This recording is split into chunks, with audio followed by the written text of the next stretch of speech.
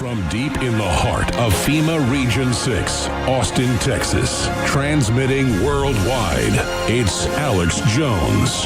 Yet again, we are seeing total information overload, vicious massacre, 17 dead, dozens more wounded at a Florida high school. We, of course, were covering it live yesterday, right to the evening as it unfolded. And there are now so many angles to this. You've got the hero coach now confirmed running into the hail of gunfire, saving many people and being killed. You've got the police responding pretty quickly compared to a lot of other situations that we've seen like this. We've got Salon and CNN and others saying that Trump blamed the victims when he simply tweeted, wow, there were a lot of warning signs. Everybody warned about him. That's exactly what the students and everybody are saying. But we have a very credible eyewitness, and this story broke on KHOU, very credible Houston television program, last night with their top sports reporter who was there covering big baseball tryouts there in Miami. And he went over to the school to cover it live. It was all over national television, Matt Musell. And he talked to one particular witness, and others as well, that said that they were hearing shots coming from another area of the school at different times. But this witness particularly was saying that she knew him from the year before when he'd still been in school, thought he was a weirdo, and said, I'm surprised it's not you that did this. And he looked at her like he was surprised while they heard shots going off. Alexa Miednick is her name. We're trying to get her on the broadcast right now. And at first, the reporter said, I've shot these interviews. It's going to be airing on the news coming up later when he was live. It never aired. Then the reporter, late at night, later in the evening, tweeted his interview with her. So he obviously thinks this was important. This has spiked written all over it. She's very credible. She's well-spoken. She's attractive. She's a senior there at the school. He was a senior last year. She said she saw him and thought, are you the one shooting everybody? And there he is, no guns in his hands, no nothing, and there's shots going off down and around the hall. That video is all coming up. This is a big deal. Just like we had reports of second shooters in Vegas, and we had reports from the hostage rescue team that he'd been to the Middle East and had women in the room and had ISIS paraphernalia, and that was a gun deal gone bad, and that there was Saudis visiting town. That we broke that all in the first few days. It all came out later, but the official story isn't true. We just don't know exactly what happened, but it all points towards what our sources in Army Special Operations and the FBI and others have told us that are good men. And it's been golden information we've gotten. Everybody knows I've been critical of the Clinton-controlled and Obama-controlled FBI at the top, but over the years it's been federal marshals, FBI, and others that have given us much of our critical information to be aware of what's going on. Who do you think gave us all the MIAC documents and reports? Law enforcement, where they were trained to take on gun owners and veterans. The media spun that I was against the military. No, it was the military did not want to be trained to do this. So that they were the whistleblowers. So that's coming up, the president's statement and more. But this is a big, big deal, and they do not want you to hear this. They do not want this video to get out. This is getting no coverage. I mean, I figured last night when I saw Rob Dew tweet about it at 9 at night, I figured people would be all over this. And then this morning, I looked, and it was just nowhere. Just nowhere to have a credible witness that knew him and is walking down the hall when the sirens are going off and there's shooting going on. And she thought, I thought it'd be you being the shooter. And he's like, what? And the guy looks like he's drugged up out of his mind. I mean, he's got mind control written all over him, just like Paddock did. No, that's now come out in mainstream news, that Paddock believed he was under mind control and begged people for help. And, of course, Theodore Kaczynski, the Unabomber, was under MK-Ultra. That's been declassified, but got almost no attention. Stay with us. Tomorrow's News Today. I'm Alex Jones. Thursday, the 15th day of February, 2018. I'm your host, Alex Jones. We're going to be live here for the next 4 hours. Roger Stone's going to be joining us. He obviously lives right outside the area where the mass shooting took place yesterday in Florida, and he has family in law enforcement that he doesn't name, that he has great sources with, And so we're going to be having exclusive information for you coming up, including some of the top leaders in state government are going to be popping in during the transmission today. Now, I want to be clear when I get into this information that I'm not saying the local sheriff's department or the police department is involved in a cover-up. I am not saying that this isn't a real shooting. I am not saying that the bizarre-looking reported shooter who looks crazier than a you-know-what house rat might not have been involved and might not have carried out these operations. Can we put drudgereport.com up on screen for folks so people can see the reported suspect, please? Thank you. FBI was warned. And we know that the FBI had been called on him for his threats on YouTube and other statements, and nothing was done. Trump came out and tweeted yesterday and pointed out that there's all these warnings. Why aren't things done over and over again? There's warnings of these people. The media, CNN, Salon, all the Soros-run groups said that Trump was blaming the victims. No, he was saying the victims are saying they warned. Why weren't they listened to? It's the opposite. So it's by extension, the media is blaming the victims by saying Trump is. No one ever proposed that. No one ever said that. No one ever floated that. But that's the alchemy of CNN and MSNBC and others and Salon. We've got clips of all of them taking what Trump said that made total sense, misconstruing it, and then bringing up a topic that didn't exist before. Now, that said, the reason I pointed out that I'm not saying that local law enforcement's involved in a cover-up, I'm not saying any of that. I'm saying we have a very credible Houston reporter that's the head sports reporter for KHOU out of Houston, who was there covering baseball tryouts. And he ran over there to cover it, and he talked to witnesses that reported hearing two shooters. I've looked it up. We've got the videos. And one particular witness we're going to play the video of coming up after we have the president's response that just happened about 45 minutes ago, or about 35 minutes ago. We have credible witnesses, and one particular witness that said, I knew the shooter, or the supposed shooter, Mr. Cruz. He's walking down the hall. He doesn't have a gun. She says, oh, it's not you. I thought you'd be the mass shooter. Everybody thought you'd be the mass shooter because he was kind of the perfect cutout, or patsy if that's happened.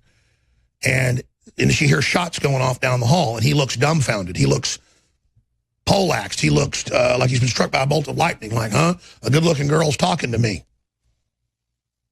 So he has all the characteristics of being some type of autism spectrum individual, and you look at that 1,000-yard stare right there. Who knows? Was he involved? Maybe. But just like we had all the telltale signs of Vegas, and just like that all turned out to be a lie, we now have the huge news on Infowars.com. This is an exclusive in news other than KHOU, because KHOU covered it, said it was coming up on 10 o'clock with an interview, and then never aired it, but the reporter put it out on his Twitter. So this is big. She knew the shooter, thought he'd be the one doing the shooting, the reported shooter. So that is massive information, and we're going to play those clips right now. Then I'm going to come back, and we're going to get into the president's response and more. We're going to open the phones up and get your take on this, particularly folks that are nearby the Douglas High School shooting there in Florida. So we're going to be looking at every facet of this. Also, I've seen a bunch of headlines: biggest massacre, biggest shooting in Florida history. This is 17 dead. The Pulse nightclub in Orlando was more than 50. And of course, that doesn't take away from the dead or the wounded or the families and how terrible this is, and our hearts go out to them. It's just that with a history of cover-ups and a history of patsies being protected by criminal rogue groups, and the history of the Democrats staging false flag events, CNN staging fake news, they're very famous for that, staging Scud missile attacks on Riyadh that never happened from on top of their Atlanta center with blue screens, the babies in the incubators being thrown out and to get us into the Iraq war in 1990. None of that was true. That's been declassified to be fraudulent. So we have to look at each event to see if they're lying about the event, to see if they're covering it up. Is it totally fake? Is it real, but there's others involved? Or maybe a mentally ill person was wound up and allowed to take action, and so by knowing and doing nothing, it makes you an accomplice. When you've got CIA and globalists all over TV saying, you better not send this memo to the American people about what's the corruption in the FBI, or there'll be massacres. And then you've got Republicans that are getting shot in attempted massacres. I've been saying, I think there'll be mass attacks on schools to be blamed on Trump. I mean, this is all they've got left. So I'm not saying it's a false flag, but you've got witnesses of other shooters, and that the shooter didn't have a gun, and that he wasn't doing this. The person they tell us is the shooter. And then you don't have that being a bigger issue with this credible witness who's a senior in the high school that says she knew him and thought it would be him doing it, but it wasn't him doing it. And the fact that the reporter thinks it's huge news, but it doesn't air on the news that night. He mentions it's coming up, that he has the interview, and then he has to put it out on Twitter himself. We need to get Matt Musil on the program, on the broadcast, 10-4 immediately. We need to get him on now. So we're trying to reach out to him and Alexa Miednick. So let's go ahead and play first the reporter earlier live on KHOU. And then he's saying again for the news coming up, they got to get all the interviews packaged and satellited back to Houston. He's saying we're going to have this incredible interview. They didn't air it. But then he did on his own Twitter. That right there. This is very newsworthy. And this hasn't been picked up anywhere. I thought it'd be all over the place by this morning. Our people tweeted it out last night. They were all exhausted. I was going to drive in at like 8 at night. And I said, dude, he's like, well, I go, what are you up to? Because I'm sleeping on the couch for 30 minutes. I said, go home to your wife. We'll cover it tomorrow. I didn't care if everybody else scooped us on this. I figured it would have been covered. It didn't get covered. Daria's texted me at one of the producers at 8 a.m. saying, we haven't covered this. Have you seen this? So thank God she did. Then Kit Daniels put a story out on it. They don't want this getting out. It's on Infowars.com and Newswars.com, a Kit Daniels article with all the video right now. Video, second shooter reported in Florida massacre. Here is the sports reporter who was in Miami for baseball tryout coverage, reporting, and then we'll show you the actual report they don't want you to see. They're all in shock. Let me just tell you this. We just spoke with a former student, Alexa Miednick. She actually walked down the hall with the accused shooter, Nicholas Cruz, after she heard shots fired. She said, hey, Nicholas, this is what she told me on camera. We will have it for our 10 o'clock show. She said, hey, I just heard shots fired. I'm surprised it wasn't you. Just kidding, like that. And he had this reaction, what? And then they parted ways. She said, I heard more shots after that. She thinks there was a second shooter. That's the first we've heard of that, but she believes there was actually a second. Okay, now let's go to this as we go to break. Here she is later, but this didn't show up on the news. You had to put it on Twitter. Here it is. I actually was in the bathroom at the moment, and I had came back to my classroom, and I knocked on the door, and the fire alarm went off, and principal came on the speaker and just said, everyone needs to evacuate right now. So that's what we did. As I was going down the stairs, I heard a couple shots fired. Everyone was freaking out, saying that it was a gun. And as we were walking, the whole class together, I actually was speaking to the suspect, Nicholas Cruz.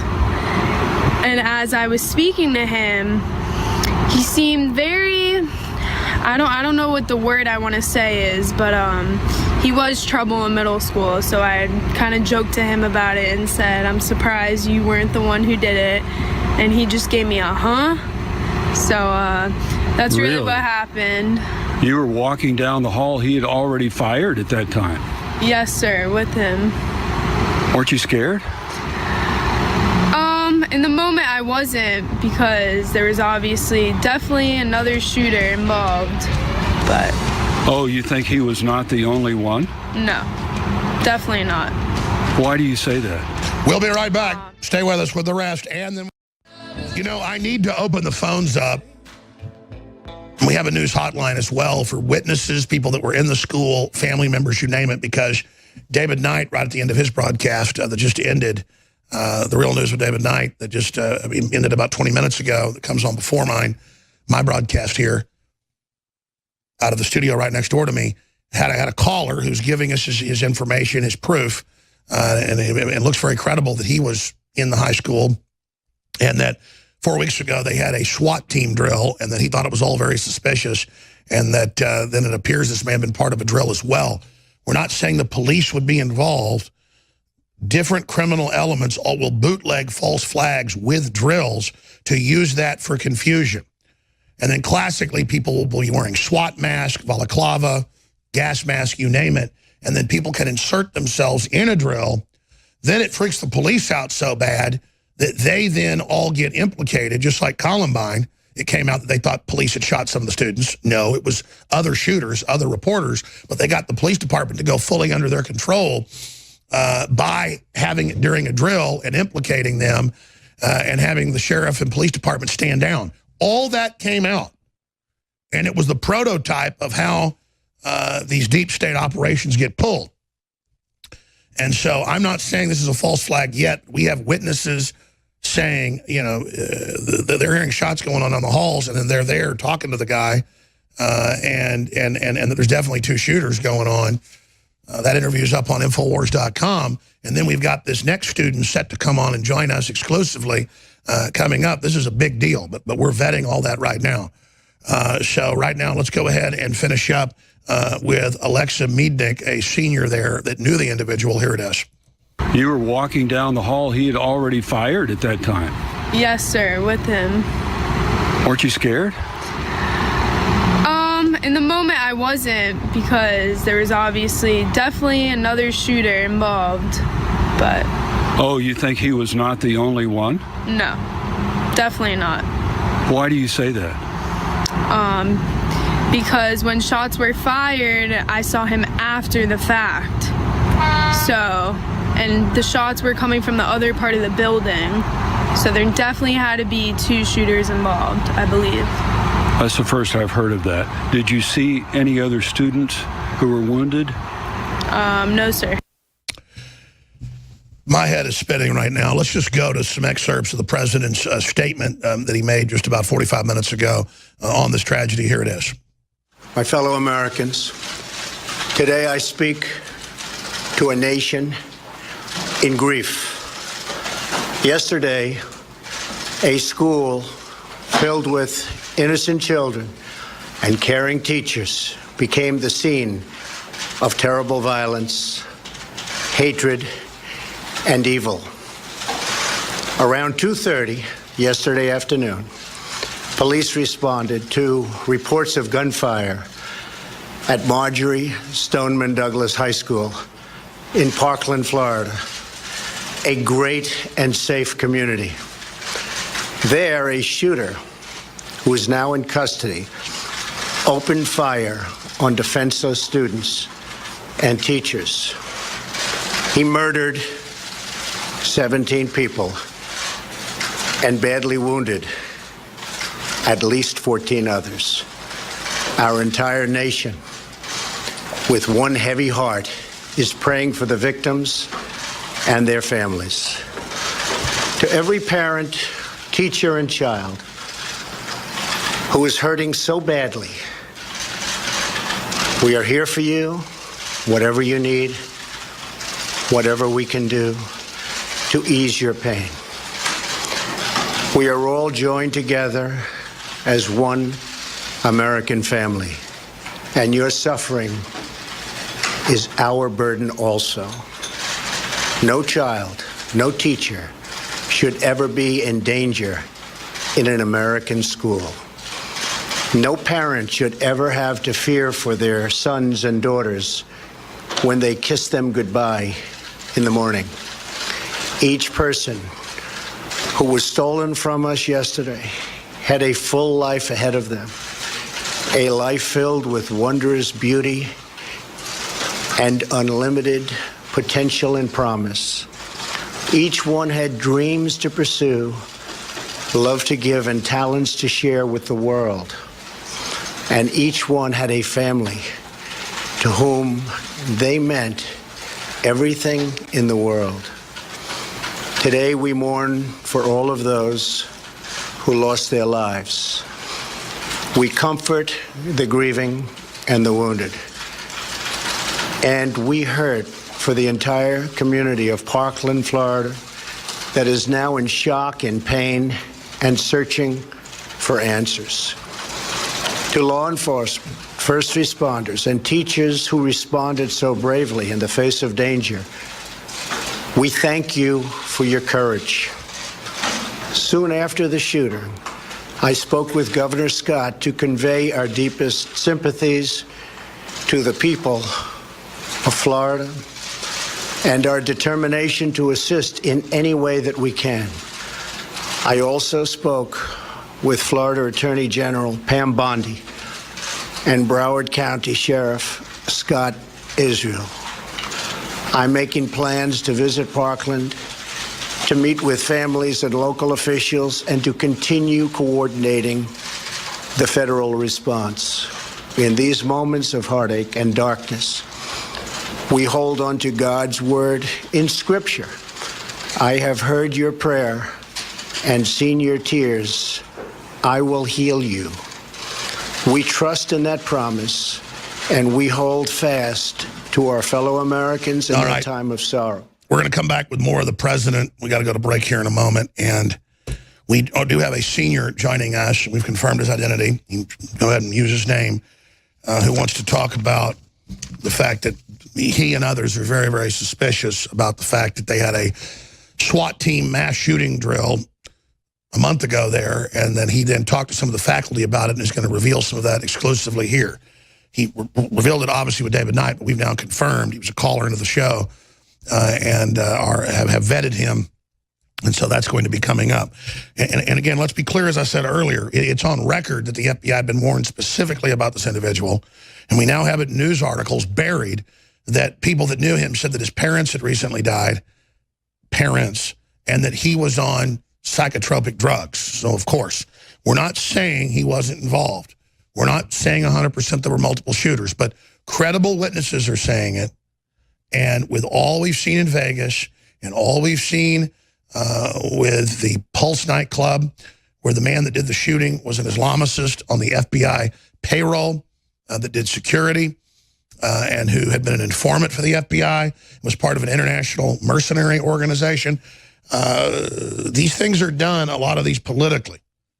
And Nicholas Cruz, troubled suspect, had been expelled from majority Stoneman Douglas High School. And again, that's about 40 miles north of Miami. I just mentioned Miami so folks get an idea of right where it is in southeastern Florida. So we're going to be breaking all this down straight ahead. But the big article is on Infowars.com. And there's several big articles. One deals with, are there going to be copycats? There almost always are. People should be packing. The answer is to protect ourselves. Ladies and gentlemen, we have over-the-top bombshell news right now. Less than 24 hours into the tragic mass shooting in Florida at the high school there. We have eyewitness reports on video of seniors and students like Alexa Meadnick saying that she heard shots going off on the other side, down the hallway on the other side of the building, and then there was the reported shooter, Nicholas Cruz, that she knew, and she knew had been expelled the year before, and she said, boy, I'd expect you to be the person involved in the mass shooting, but she said it wasn't him, and that she could hear the shooting going off. I've already played that clip twice since the broadcast started 34 minutes ago. Then we've been contacted, and we've seen his ID. We've checked his social media. He is who he says he is. He's Jalen Martin. He is a senior. I can show you his YouTube channel. And Jalen Martin has reported to us that 4 weeks ago there was a Secret Service SWAT team drill at the school for some reason. He'd already asked why it was going on.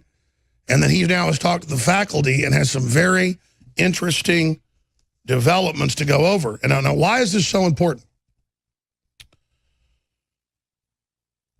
We're not saying the Secret Service, the local police, or anybody are involved in this, if there is a cover-up or multiple shooters, as witnesses are saying, credible witnesses.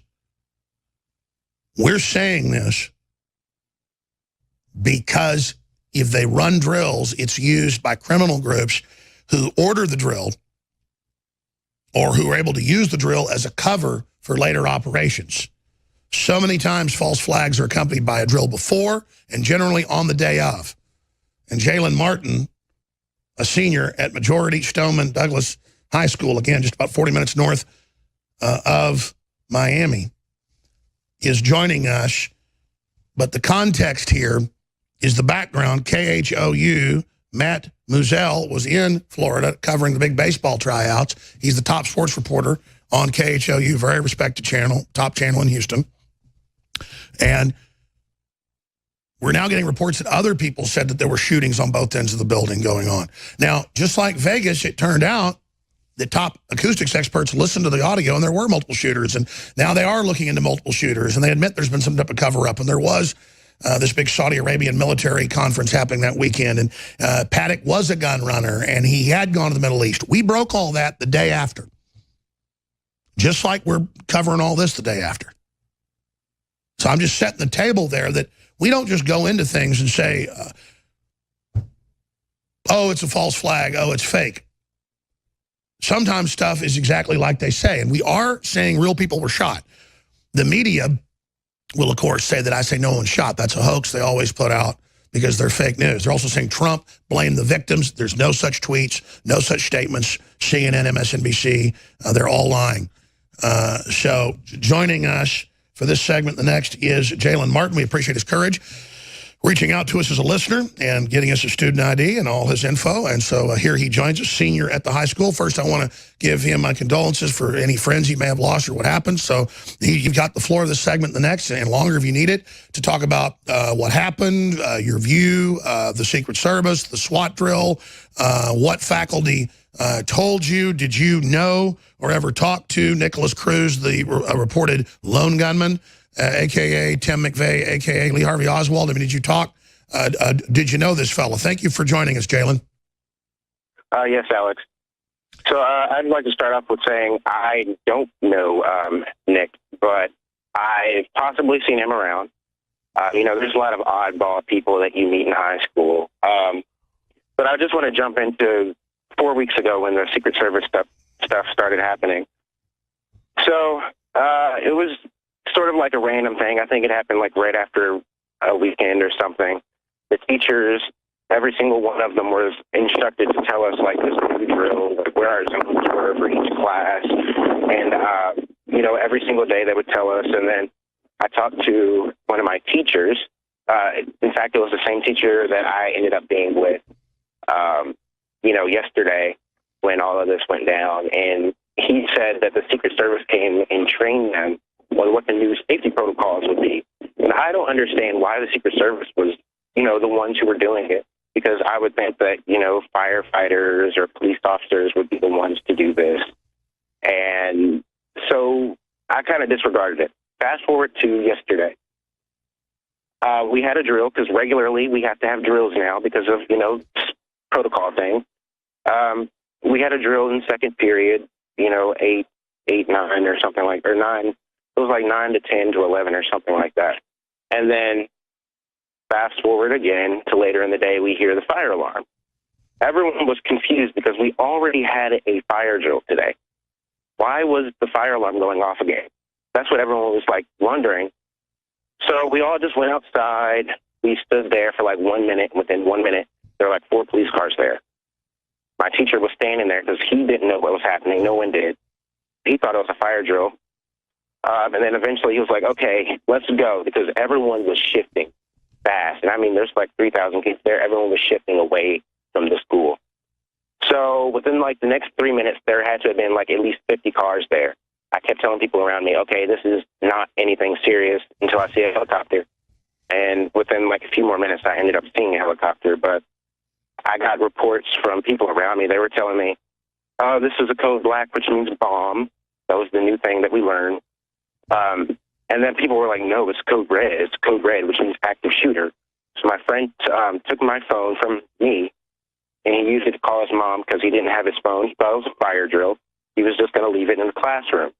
So he tried to call his mom. His mom answered, and he was like, Mom, there's an active shooter here. There's an active shooter. A teacher came up out of nowhere and said, don't tell her that. Be quiet. Don't tell anybody.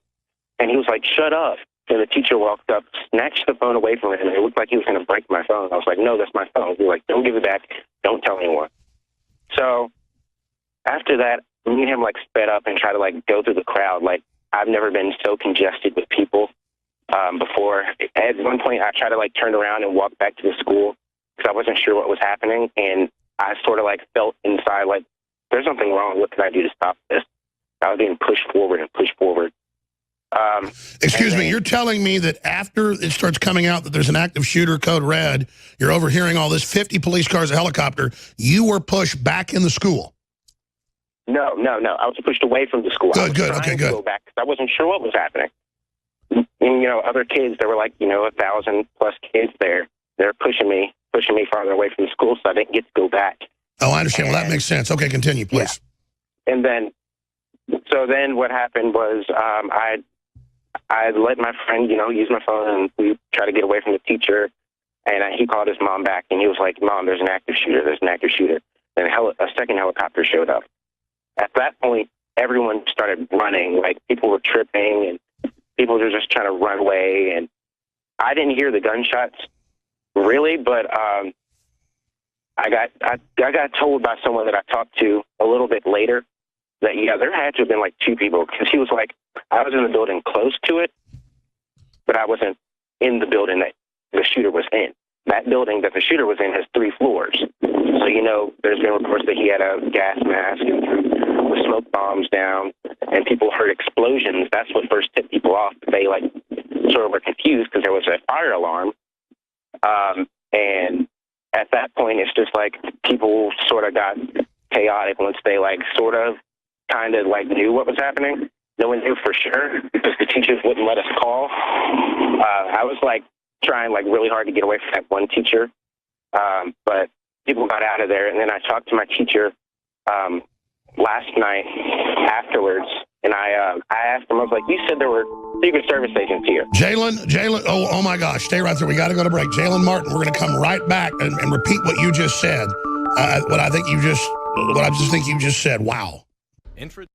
Ladies and gentlemen, my head is on fire right now with this. We've got KPRC with witnesses of multiple shooters. Now, I knew I'd seen it in newspapers. Now we have KHOU. We have KPRC, a lot of Texas stations there because they were having baseball tryouts for some of the Texas teams there. And so a lot of Texas TV stations there talking to eyewitnesses are like, yeah, there's shots going off of here, over there. I saw the shooter while shooting was going on. She didn't have a gun. I mean, it's crazy. And I was just talking to Jalen Martin, who is a senior there. We've got a student ID. He's got a YouTube channel, Jalen Martin. He's just uploaded some videos now dealing with talking to some of the locals. So he's going to be uploading more videos today.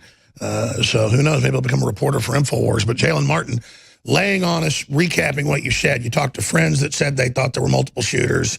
The Secret Service had a drill there. Just other points. I was asking you, what are your friends? What are people you're talking to? Because school's out today. I'm just repeating what you told me during the break. And you said he's very easily led, kind of almost like autistic, that you give him to do anything you wanted. That's why nobody was his friend, was because he obviously had some serious, saddening mental issues. This guy sounds like the perfect cutout, like Sirhan, if people know about what happened with the RFK. That was totally, the local coroners said that he was shot from behind, not from in front. Sirhan's arm was wedged on the table in the kitchen. He did not shoot Robert F. Kennedy. So that's a little bit of background. This is really getting bad, folks. This looks just like Vegas. So just recapping everything and the points you haven't made here, Jalen, because this is, then we've got new video on top of the other videos we're going to play as well of more eyewitnesses saying multiple shooters. Please continue. But you're saying you talked to witnesses that said the same thing. Please elaborate. Yeah, I talked to a guy who had a class with him, and he said he was just really weird. He did everything that people told him to do. It was like he just wanted friends, but it was more like like there was obviously mental issues with this guy. And it was like, when he told me that, I kind of thought to myself, okay, that makes sense in a way, and it's like, when people are compliant like that, to that degree that he specified, there's so many things that they could do just from someone telling them to do it. We still don't know exactly why he did this, at least they haven't released why he did this, but I feel like whatever he says is not probably going to sound exactly right. So they're going to try to, cut around the story and make it sound, okay, he did this because someone didn't like him here and there. But he obviously had anger issues as well. I talked to another friend who has like interacted with him at his work at Dollar Tree. And she said that, she interacted with him at his work because she accidentally left her stuff, but she came back to get it. And he was like, can I have your number? And she said, yeah. So she gave him the home phone number. And then, he tried to call. She didn't answer. And then he got her cell phone number. I don't know how this guy got her cell phone number. He doesn't talk to anybody out here. Not really, at least. So in the context of that, I think there was something weird going on. He ran up to her the next time he saw her and went in her face to like F-U-B. And I'm sorry, I know this is a family show. No, it's okay. So very sounds like the classic type that is shuttered, very insecure, somewhat autistic, and then doesn't understand normal human behavior, like he should invite her out to the movies or a restaurant or to get coffee or, the comic book store or whatever, or, go for a jog. Instead, when she doesn't answer right away, he flips out. So it sounds like a video game TV head that never made real relationships. And, very nihilistic from what we heard, into all sorts of stuff on the internet, left, right, and center. That's the MO we're getting. And so it could have been him as the shooter. I'm just zeroing in. Have you seen the video of senior there at the high school, Alexa Mednick, who says that she knew him and talked to him, and there he was as shots are going off, and that she thinks there were multiple shooters? Yes. One more little interesting thing about that is he dropped the gun and blended in with all the crowd and then left. If I had walked home, I just went to Starbucks because it's right there, and I waited for my mom to pick me up. But if I had walked home, I would have been walking beside him because he was caught literally on my street. And that's the thing about that is they were pillaging through, the school. And I heard that there were still shots after like 30 minutes or so. I heard there were still shots. I don't know if that was the police officers or what, but that's what I heard. And if that is true, then there's no way, because he would not. I know exactly how long it takes to walk to my house because I've walked this route for 2 years. Sure. So you're saying the official story doesn't add up, and over and over and over again, we now know. You said you've been a listener a few years. We're talking during the break. Vegas now, they admit the official story is not true, and the guy was a gun runner. Well, we first got that from FBI sources the day after he'd gone to the Middle East. We're not saying we know exactly what happened. We're just saying we've been lied to, and credible sources are telling us that. What does your gut tell you is going on here, Jalen Martin? Again, there at the high school, the majority Stoneman Douglas High School in Florida. I think my gut's screaming at me right now. Look for whatever is happening, because what's happening, at least what they say is happening, isn't really all of it. I think that the Secret Service had some indication weeks ago that something like this was going to happen. So they decided, okay, we need to make up an escape plan for all these kids and stuff like that, just in case. But they didn't tell. I don't think they told the teachers either, because my teacher would have gave me some indication as to why. Because I asked him, why are they doing all this? Why is the Secret Service here? He was like, I don't know. And I asked him last night, did they have some indication that something might happen? He said they didn't explicitly say anything. So I don't think the teachers knew. My teacher would have at least hinted at it if he was told not to say anything. But this is like something you really don't expect to happen at your school. Jalen, in your own words, because you got cut off by the last break, you were getting into your friends coming out, people that knew him as well, but I don't want to put words in your mouth. Repeat what you were trying to finish when you talked about people that you talked to saying multiple shooters as well. As we have a lot of witnesses coming forward, more video clips coming up in the next segment of You'll Ride Shotgun with us a few more minutes. But just briefly, what specifically did your friends and classmates say they thought? Okay, so they said that after the school was clear and everyone was, mostly gone, I think one of the people I talked to said they talked to, I can't remember her name, but the girl who's in that video who was like, there was multiple shooters. she said that she was with her, I think. And the weird thing about that is that she was with her, and then she heard the shots too. This is two people in the same place who heard these shots that obviously she couldn't have done.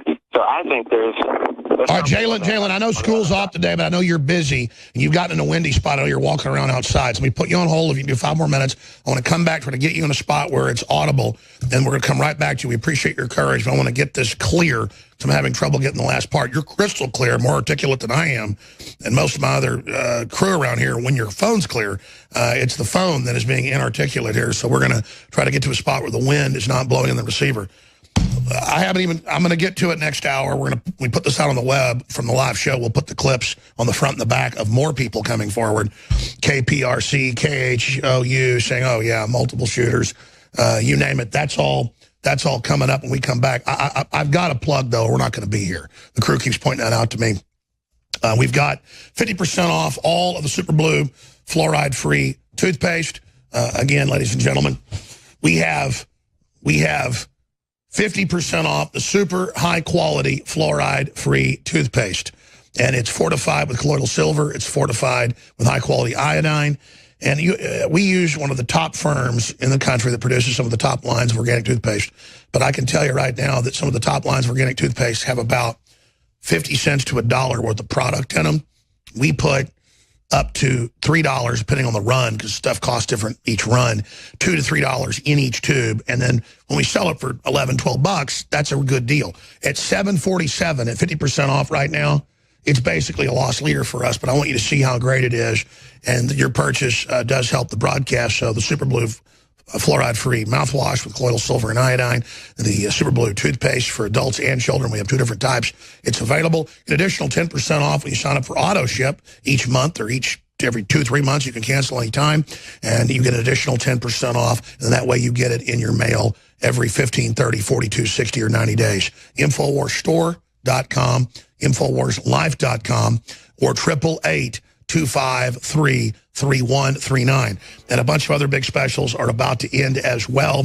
50% off on the liver and kidney cleanse, Icarin, super high-powered, super high quality, only $19.95 at 50% off. That's our latest product. I want you to see how great it is. Cell Force Plus, 53% off. That's going to be called DNA Force Plus very soon.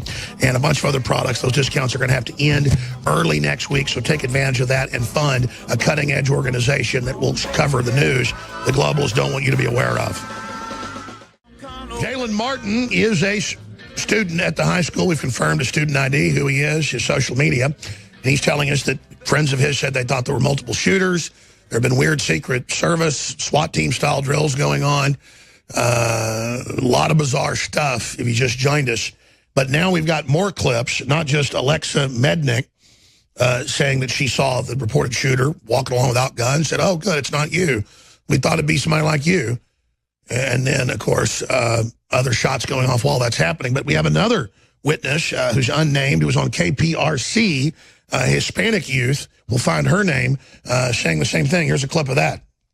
All the kids to go outside so they could start shooting up.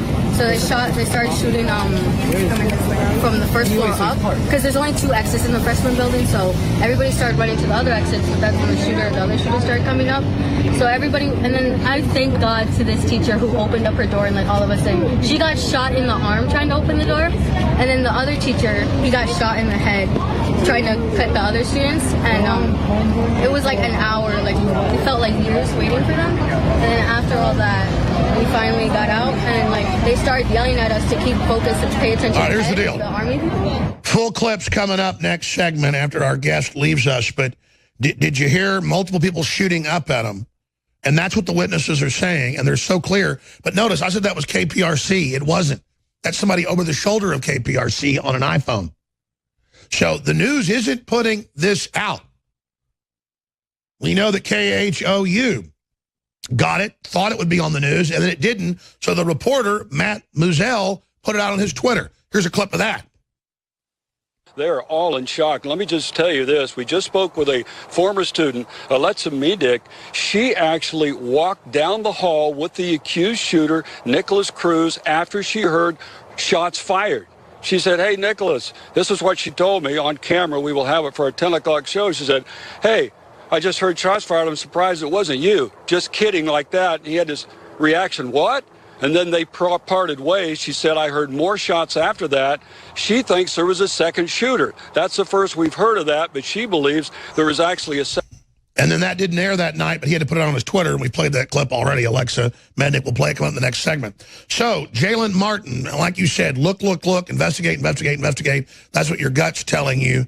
But off air, you were just basically saying, yeah, this doesn't add up. You're going to investigate. You were saying most of the other young adults, that they're not buying into it. Recapping what your friends told you about thinking there were multiple shooters, like you just heard from that young lady. Did you recognize her voice? It's really hard to tell exactly who I was talking to, but or who I was listening to. I'm sorry. But in terms of what my friends were telling me, I had a friend who I think she said she was walking with the girl in the previous video who said there were multiple shooters. She basically was saying like she was walking with her and it was impossible for there to have possibly been only one shooter because she heard shots still while they were all walking, and Nick was right there. So the whole thing just doesn't add up to me. That and the fact that the Secret Service decided to come and change the safety protocol a few weeks ahead, I think that's pretty suspicious. And one thing that I also want to say is, like, the girl in this video just said that there's only 2 exits. There's only 2 entrances. And those stairwells, they have cameras in them. They clearly should have saw them. If they don't have someone operating those cameras at all times, they don't need the cameras really in the first place. Because there are like 3 cameras in each stairwell. There's 2 stairwells, so that's like 6. And then within each hallway on each floor, there are like two cameras. So this is something they should have saw. I mean, they should have known, okay, this is this kid, and well, okay, I see him running up there. Jalen Martin, stay there. We're back in 60 seconds because you know the school. You're saying exactly what this other young lady was telling local TV and national TV that they didn't decide to air, but a citizen shot video of the interview, thank God. I mean, this is incredible. Listeners and viewers, everybody watching right now has to call their neighbors, their friends, their family. You've got to get the articles off Infowars.com. You've got to get them out to all the local media, particularly in Florida, and just demand that citizen journalists get down there on the ground. We should send reporters as well because we have Jalen Martin, a senior at Majority Stoneman Douglas High School, about 40 minutes north of Miami, Florida. You have 17 dead, more than 20 others seriously wounded. You've got what looks like a autistic young man who was highly suggestible, would do whatever he was told, could hardly even talk, would blow up at people for no reason, with his folks dead, friends saying he was on psychotropic drugs, working at the local Dollar Tree store, and that they had both exits covered and were shooting everybody trying to get out as they went up, and the teachers would open the doors and they would be shot. That is serious intel, and it's not KPRC reporting it. It's a person with a cell phone recording what the local news is all being told, and only KHOU 11 talking to a whole nother young woman, Alexa Mednick, saying the exact same thing, and she knew him and said there's shots going off down the hall on the other side, and there he is. Doesn't have a weapon because she says, oh, it wasn't him. Shots are going off. She says, oh, I thought it would be somebody like you. And then local KHOU reporter live says, coming up, I'm going to have this for you on the news. I got the interview, and then they don't put it out. He puts it out on his Twitter. And I was saying earlier, looks like they didn't want people to see that. They got told. Well, now we've got KPRC with a Hispanic high school student who's laying it all out exactly what happened, about how they're pinned down from both ends, being pushed up into the building and being killed, waiting for the police to get there. Unbelievable. And you think, you look at this young girl, we don't know her name because the news wouldn't air the interview, a citizen caught part of it. She looks absolutely 100% credible, telling you exactly what happened in a first-hand energy, just like Alexa Mednick is as well. And then we've got Jalen Martin being told this by other people that were there watching Alexa Mednick talk to the reported sole shooter, Nick Cruz. This is stinking to high heaven because the Orlando nightclub shooter was an FBI informant and part of a multinational security force. And there had been reports he was planning something and nothing was done. And then his dad was involved in all this weirdness and all this other weird crap and showed up at Hillary speeches and then was connected into all these other groups. And then you've got the same thing with Paddock and our hostage rescue team sources saying he went to the Middle East, he's a gun runner. And then all that comes out months after we tell you exclusively. The media will say, Jones says no shooting happened. I am not saying that a shooting did happen. I'm saying the eyewitnesses they don't want you to hear are on air right now. So we're going back for final statements from Jalen Martin. And he can call in. We've got his number, set up a producer's line with any breaking news today, tomorrow, next week. We really appreciate him helping us. We've confirmed his identity, have his student ID, all of it. Let's play this clip. And I'm going to play the whole thing coming up. It's a couple minutes long. This is what KPRC wouldn't air. It's over the shoulder of KPRC while they're talking to one of the survivors who saw, talk about riveting footage, riveting interview, her teacher shot in the head as they're trapped by wolves coming in a pincer attack, multiple shooters. Here it is. All the kids to go outside so they could start shooting up. So they started shooting from the first floor up because there's only 2 exits in the freshman building. So everybody started running to the other exits, but that's when the other shooter started coming up. So everybody, and then I thank God to this teacher who opened up her door and let all of us in. She got shot in the arm trying to open the door, and then the other teacher, he got shot in the head trying to cut the other students, and it was like an hour, like it felt like years waiting for them. And then after all that, we finally got out, and like they started yelling at us to keep focused and pay attention ahead, the army people, because they didn't want us to see the bodies that they hid in the corner. They were putting mats over them so we wouldn't see them. Well, let's stop right here. This is all coming together now with sickening detail. And I keep saying majority because I'm going from memory. It's Marjorie Stoneman, Douglas High School. Ladies and gentlemen, what have I been saying for months? The left keeps saying, if you release the memo exposing FBI corruption and Justice Department corruption, there'll be massacres. And I've said all they've got left is a false flag card. Let's get Matt Bracken on. We said that last Friday over and over again. And we said attacks on schools, attacks on minorities. They'll have the perfect white supremacist cutout. An autistic person that was highly suggestible, and now reports of all these other shooters. Leader of white nationalist group confirms Florida shooting suspect is member of his organization. So we've got the left trying to cause race war in this country. And now the suspect in Florida shooting was reportedly a member of white supremacist group. A representative of the Republic of Florida organization told multiple outlets that suspect Nicholas Cruz was a member. The group wants Florida to become a white ethno-state. Jonathan Jerb told the Associated Press that Mr. Cruz had participated in paramilitary drills. So this is really getting crazy. Jalen Martin, thank you for all your time and interest and courage today. What do you make of this latest development with what we were just breaking down? I think this is, there has to be, like, for sure, a second shooter. I think they need to keep investigating that.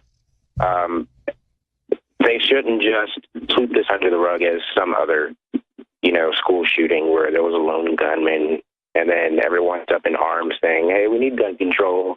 Everyone needs to take the guns away. That's why I said, I was talking to this guy, near the school, and he was telling me, these teachers, they would be able to protect the students had they just had the ability to fight back. He said, when you have a gun and you're going against someone who's trying to shoot you, you're equalizing the balance of power. That's exactly what needs to happen, because you see there's a teacher laying on the floor in one video that I saw with blood everywhere, and the teachers and the students are walking out. This type of stuff could have been completely, maybe not stopped, but diminished quite a bit had a teacher had a gun in that building and been able to shoot back and kill him. Kill him or wound him. And as far as new news coming out, I mean, I don't really know right now. I'm about to look up some more stuff and talk to more people. But my neighbor, she got shot, and she's in the hospital. Wow. I'm hoping she's okay. Yeah, because I noticed last night when I came home that her parents weren't there, and one of her brothers opened the door and was like, "Hey, she got shot." We don't know where she is, actually. Well, Jalen, our prayers go out to everybody. You've already got a YouTube channel. Go shoot reports with witnesses, upload them. You can be an Infowars reporter right now. And so, I mean, let's get you on board. You're there. We appreciate your courage and your thoughtful coverage of all this. And so please get out there, interview as many eyewitnesses as you can, because you see multiple news channels not wanting to air the reports of multiple shooters, despite the fact that reporters are pushing for that. What do you make of that? I think this idea of like hiding what is true and what is likely true is just something that has become normal nowadays. I think that once they are out there, they don't want to have to say something that contradicts what they've already said, because they don't want to have that fake news moniker, even though they've already taken it. They just might as well just go ahead and correct it and give the truth instead of trying to hide behind a lie and not make it seem like, hey, that we lied about something. I think what needs to happen is the truth needs to come out. They need to set it free. And I think when that happens, maybe the mainstream media will understand that, okay, maybe we can start telling the truth about some other things. All right. Well, Jalen, we're glad you and others survived. Our prayers go with you and all the wounded and the dead, and, of course, the families. But, wow, we said the perfect false flag would be a white nationalist attacking a multicultural school as a way to make the leftists all look like victims and bring in gun control and a war on America's recovery. And now, right on time, what we've been warning of, their main card, the thing we said was imminent, it appears with all the evidence. Ladies and gentlemen, I can now officially say that it's about a 90% chance that the Florida event at the Marjorie Stoneman Douglas High School that's killed 17 people and injured over 20 is a deep state false flag operation. We have multiple news reports of credible witnesses saying they saw the supposed shooter unarmed walking down the hall while shooting was going on down the building, and that people were pinned on both exits being driven up into the third floor being shot, who witnessed teachers being killed. We have video of the news stations doing the interviews. People shot cell phone footage, but that didn't air, from KPRC and others. KHOU, that was there covering baseball, they interviewed people, but it didn't air on the news. The reporter put it out on his Twitter. What did I say a month ago? What did I say last week? What did I say when Matt Bracken, counterterrorism expert, was on? Just, what was it, Friday? I said, you watch. The only card the globalists have to derail our nationalism is what's in the WikiLeaks race war. And just like there was clear, credible evidence that they knew about what happened with the fella a few years ago, the idiot, the scumbag that went in and shot the 9 people at the black church, Dylan Roof, that an event like that is exactly what the globalists would do imminently to try to create racial division in this country and derail the nation, and the fact that black unemployment's at record low levels and the rest of it. And now you've got all these witnesses we just had on, high school seniors like Jalen Martin and others, that say nobody's buying the official story. They had weird SWAT team drills there in the weeks before. The teachers think there's something going on. You got the police and everybody showing up right as the shooting starts. It's incredible. And then, leader of white nationalist group, right on time, most of these things are Fed-run, confirms Florida shooting suspect is member of his organization and that they did paramilitary training together. Just like Oklahoma City was run by the Southern Poverty Law Center, and that's where McVeigh was, and that was the main white supremacist compound. And it was run by the Southern Poverty Law Center and protected by the ATF and the Clinton-controlled FBI, and then Eric Holder, Deputy Attorney General at the time, in 1995. Look it up. So I've been telling you, a new Oklahoma City is imminent. Attacks on multicultural schools, primary schools, colleges, churches, federal buildings, to make the globalist deep state, the victims, this is the card. And then you saw Michael Hastings' wife, who used to sit as one of the main gophers on the National Security Council under Obama, openly saying a week and a half ago, if you release the memo, there will be giant massacres of liberals by right-wingers. I'm not saying she's involved. I want to know who told her to say that. And then we saw other people say, Chucky Schumer and others, a bunch of them said there's going to be new Oklahoma cities. Just last week, 3 different senators. Who was it last week? 3 different ones. And I said, this is the message being sent. This is unbelievable. And then right on time, all of this kicks off. So seeing is believing. I've got to get some of the crew over there to go back to Matt Bracken on Friday, because I know we said it a bunch then, and there's countless reports where I said, false flag is the only move the globalists had to derail the nation coming together. And it's the only card they've got left after the hurricanes brought us together, and after the tax cuts brought us together, and after Trump and the Pride for America.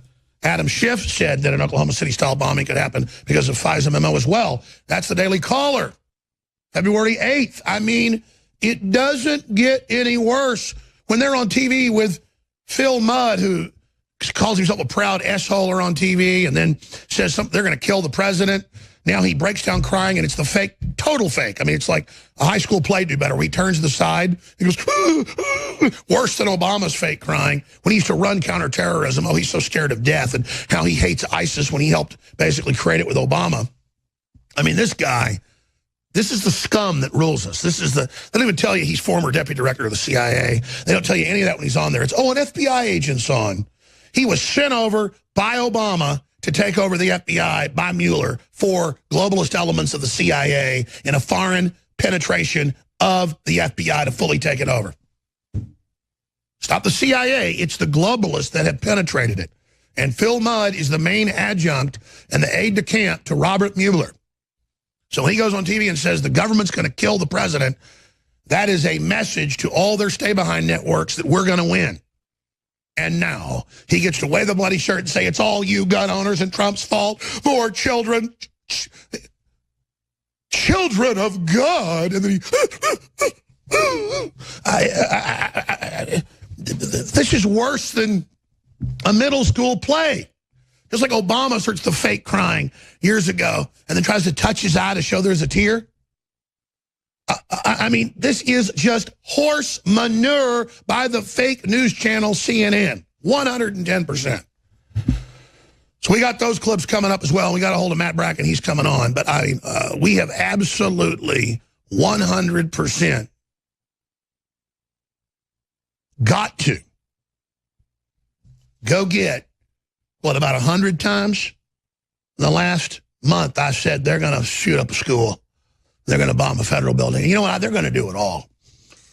You know, I've interviewed the police officers that survived, interviewed the widows of cops that got tortured to death like Terrence Yakey. I've interviewed Don Browning, the head of the Marine Corps veteran, highly decorated Marine, who was the head of the K-9 unit in Oklahoma City. And he went in there, and he started talking about how he saw feds taking bombs out, and they came in his office twice. He named the names of the FBI agents, senior ones. And they said, you and your wife are dead. You don't shut your mouth. And he's come on this show on Skype, shaking because he feels guilty for, his wife, but the flesh feels guilty. His soul feels right. Going, yeah, no, let me go ahead. And I said, let's go ahead and name him. Let's name him. He said, oh, all right, I'll name him. And he named him. Once at the water cooler and another time in his office. They said, Don, you and your wife don't want to die. You shut your effing mouth. You understand? Well, he didn't shut his effing mouth because not everybody's cowards like you. And I'm not saying the whole FBI is even bad. It's a civil war in our own hearts, individuals by individuals. Is a college bad? No. There's good people, bad people. Is the FBI bad? No. There's good people, bad people. It's the same thing. It's people. And denying there's evil in some of these government agencies has allowed it to grow. We've got a rogue multinational group funded by the communist Chinese and others, and allied with the Vatican. The popes endorsed communism, said China is the key to everything. that are running this country, and we're removing them right now, and the prosperity's coming back, and they're pissed and they're scared. I mean, you look at Phil Mudd, he is a lunatic. And I looked him up. He's from the Virginia Mudd family and traces his lineage. I spent hours on Ancestry looking this up. I paid to get in there. And it looks like he is the offspring of Dr. Mudd, the only other person convicted for killing Lincoln. And now here he is saying he wants to kill another Republican president on TV when it looks like he is the heir to that term. Your name will be Mudd. To be specifically clear, last week, more than 10 times on air, we're going to find it and dig it up, I said a new Oklahoma City attack on a church, a school, or a federal building blamed on right-wing terrorist Tim McVeigh Part 2. Now, why did I say that? You had Congressman Schiff, you had senators, you had globalist operatives going on MSNBC, CNN, saying there's going to be massacres if you release the memo. You're going to cause right-wingers to kill us. And then just like Oklahoma City, they had Elohim City, outside Oklahoma City, set up and run, commanded, not infiltrated, by the Southern Poverty Law Center. And the informants and everything went public and said, look, we knew this was coming, and we're told to stand down by the ATF and by the criminal elements of the FBI. And then they bombed the building to blame the libertarian liberty movement that was taking the country back. And Bill Clinton said on Air Force One the next year in 1996 that he owed his re-election to the Oklahoma City bombing. So their whole globalist system's falling apart. The left's been caught running Antifa that's cop killing. They've been caught in their own documents that came out a month ago. George Soros' son funding movements, trying to get national riots going when Obama was in 2015 to be able to trigger civil war. And there's the articles we have on Infowars.com. Adam Schiff implies that Oklahoma City-style bombing could happen because of FISA memo. So you can see exactly what they're saying. And then someone that fits not the profile of a nihilist like we were thinking, but someone who is completely mentally ill, autistic, totally suggestible, will do whatever he's told, on psychotropic drugs, who doesn't have parents, it's in the news, magically is there, and all the eyewitnesses are saying multiple shooters. We are getting Matt Bracken on, but I may go to rebroadcast for a while, just so, because I got a bunch of clips we haven't played yet, so it's not really rebroadcast, so I can get on a computer terminal and no big deal and find these clips. Because it's not clips of us saying they're going to stage more attacks on Congress like they already did and more hashtag hunt Republicans. We know they're doing that. We've got those clips.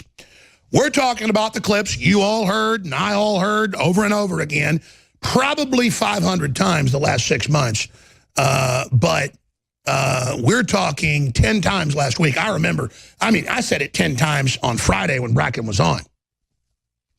Or was it even Monday? I can't even keep track of this. We have to show people that, because that's how they then get the understanding that the church shooting in Texas, all of it, we know the FBI was told. We know they knew specifics. They knew that they were warned for years that this guy was highly suggestible.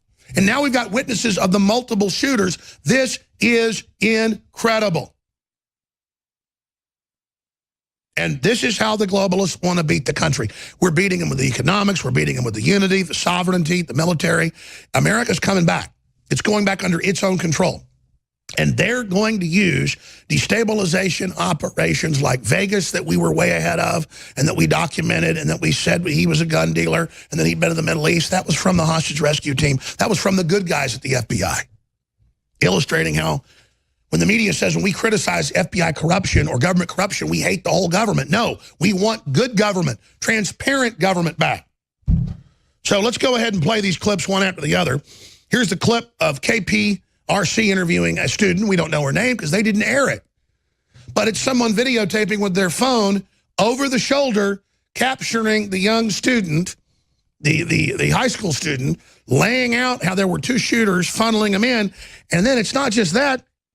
We got a woman, a high school senior. She's a woman who knew him the year before he got expelled, said, I thought it'd be you doing all the shooting, while the shooting's still going on.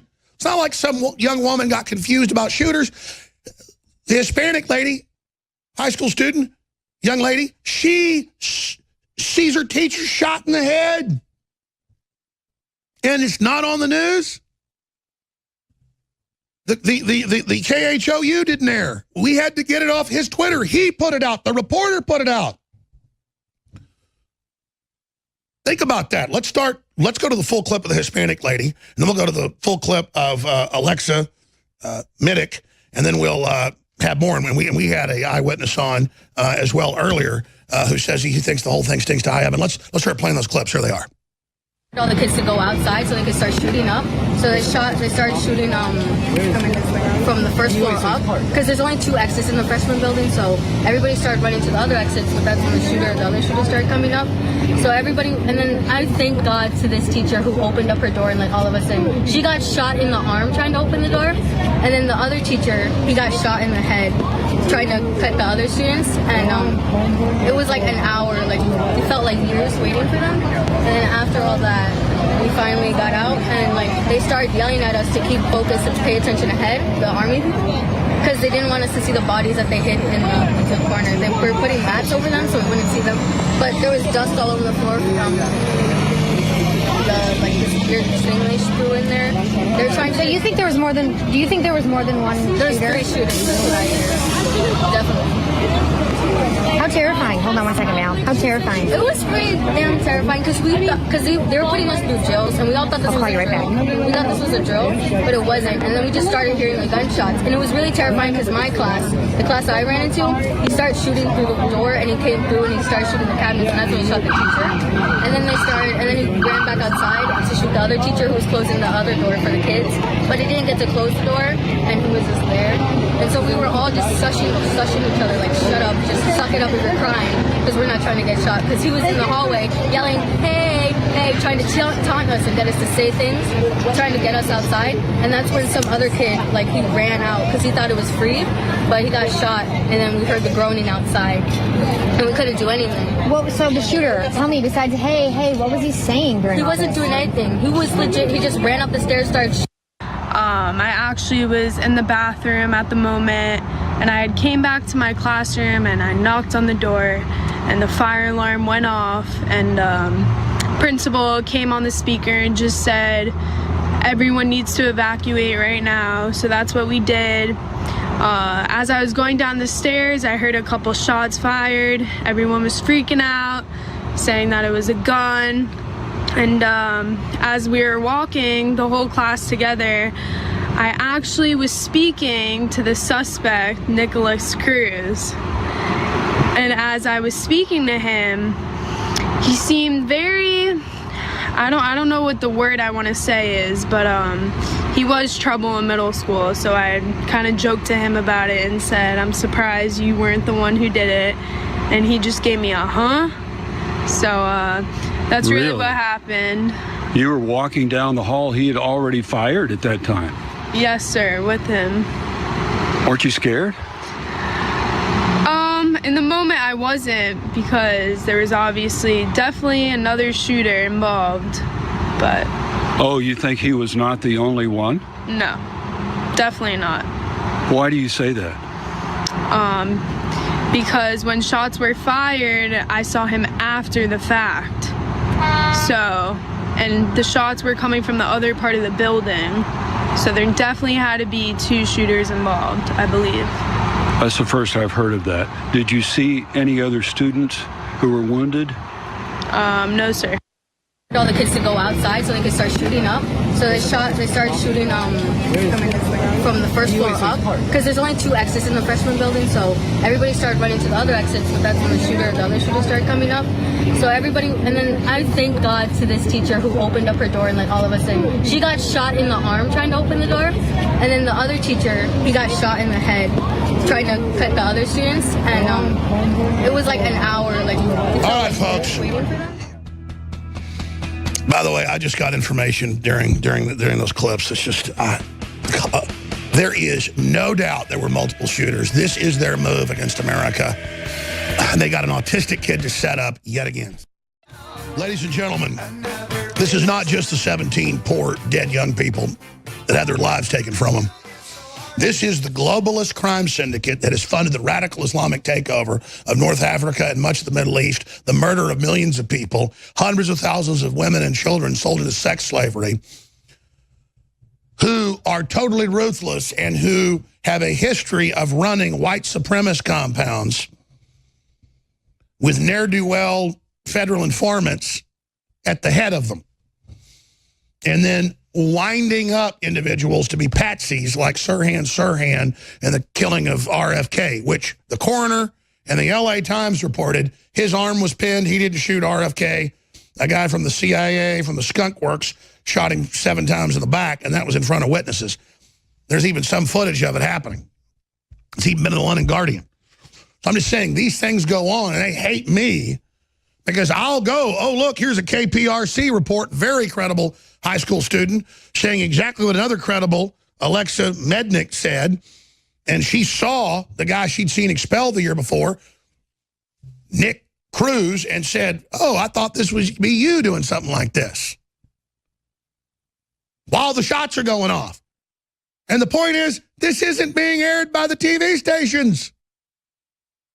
We've got cell phone footage of it. We've got people shooting video of the interviews. It should be all over the news. How is it not? And they dug up Friday, Matt Bracken, where myself and he went on like we've done hundreds of times this year already, just we're 2 months in, 2.5 months in, not even 2.5 months in, month and a half in, saying they're going to false flag themselves and blame it on us. I mean, that's a 101, baby. If I was an evil globalist and way behind like this, it's what I do. That's what we do. We war game them. That's why they hate us. Trump doesn't do false flags. He is straight shooter, old-fashioned American power.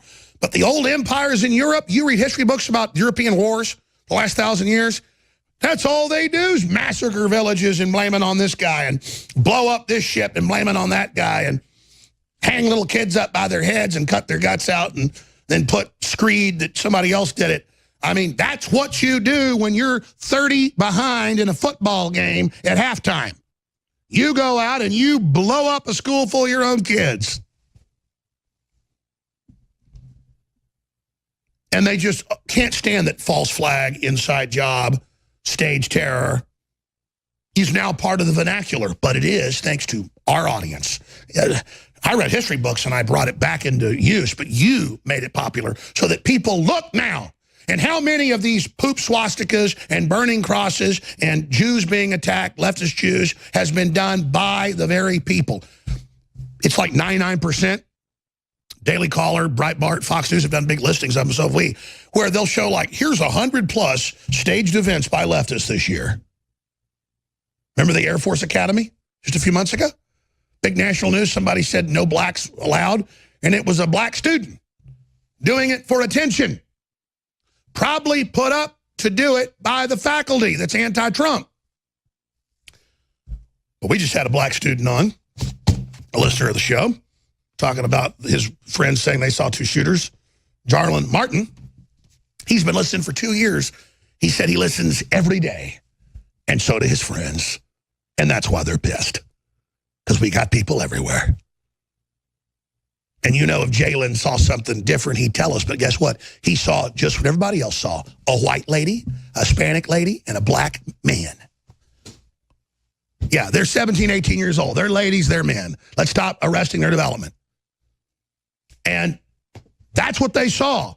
That's what they witnessed. It isn't like they thought they heard shots over here. They're standing in front of him, and the shots are going off down the building. That's sensational.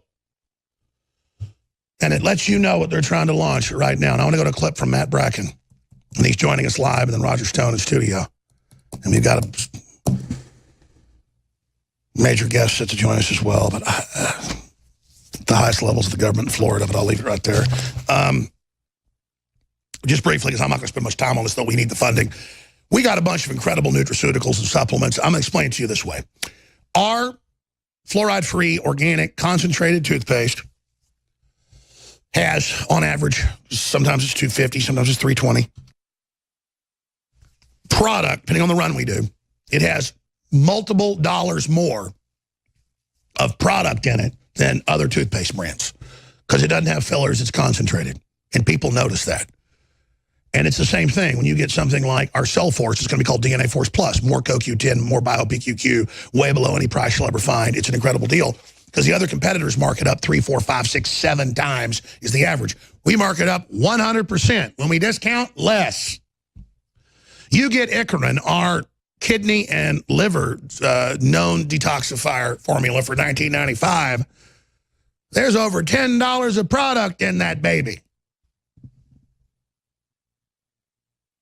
Nobody does that. They do all the marketing, all the crud, and then put the worst, lowest level. Take our body's ultimate turmeric formula with 400 plus milligrams of turmeric in it, and they test it on the scale of turmeric, the curcumin scale, and it's 95% curcumin.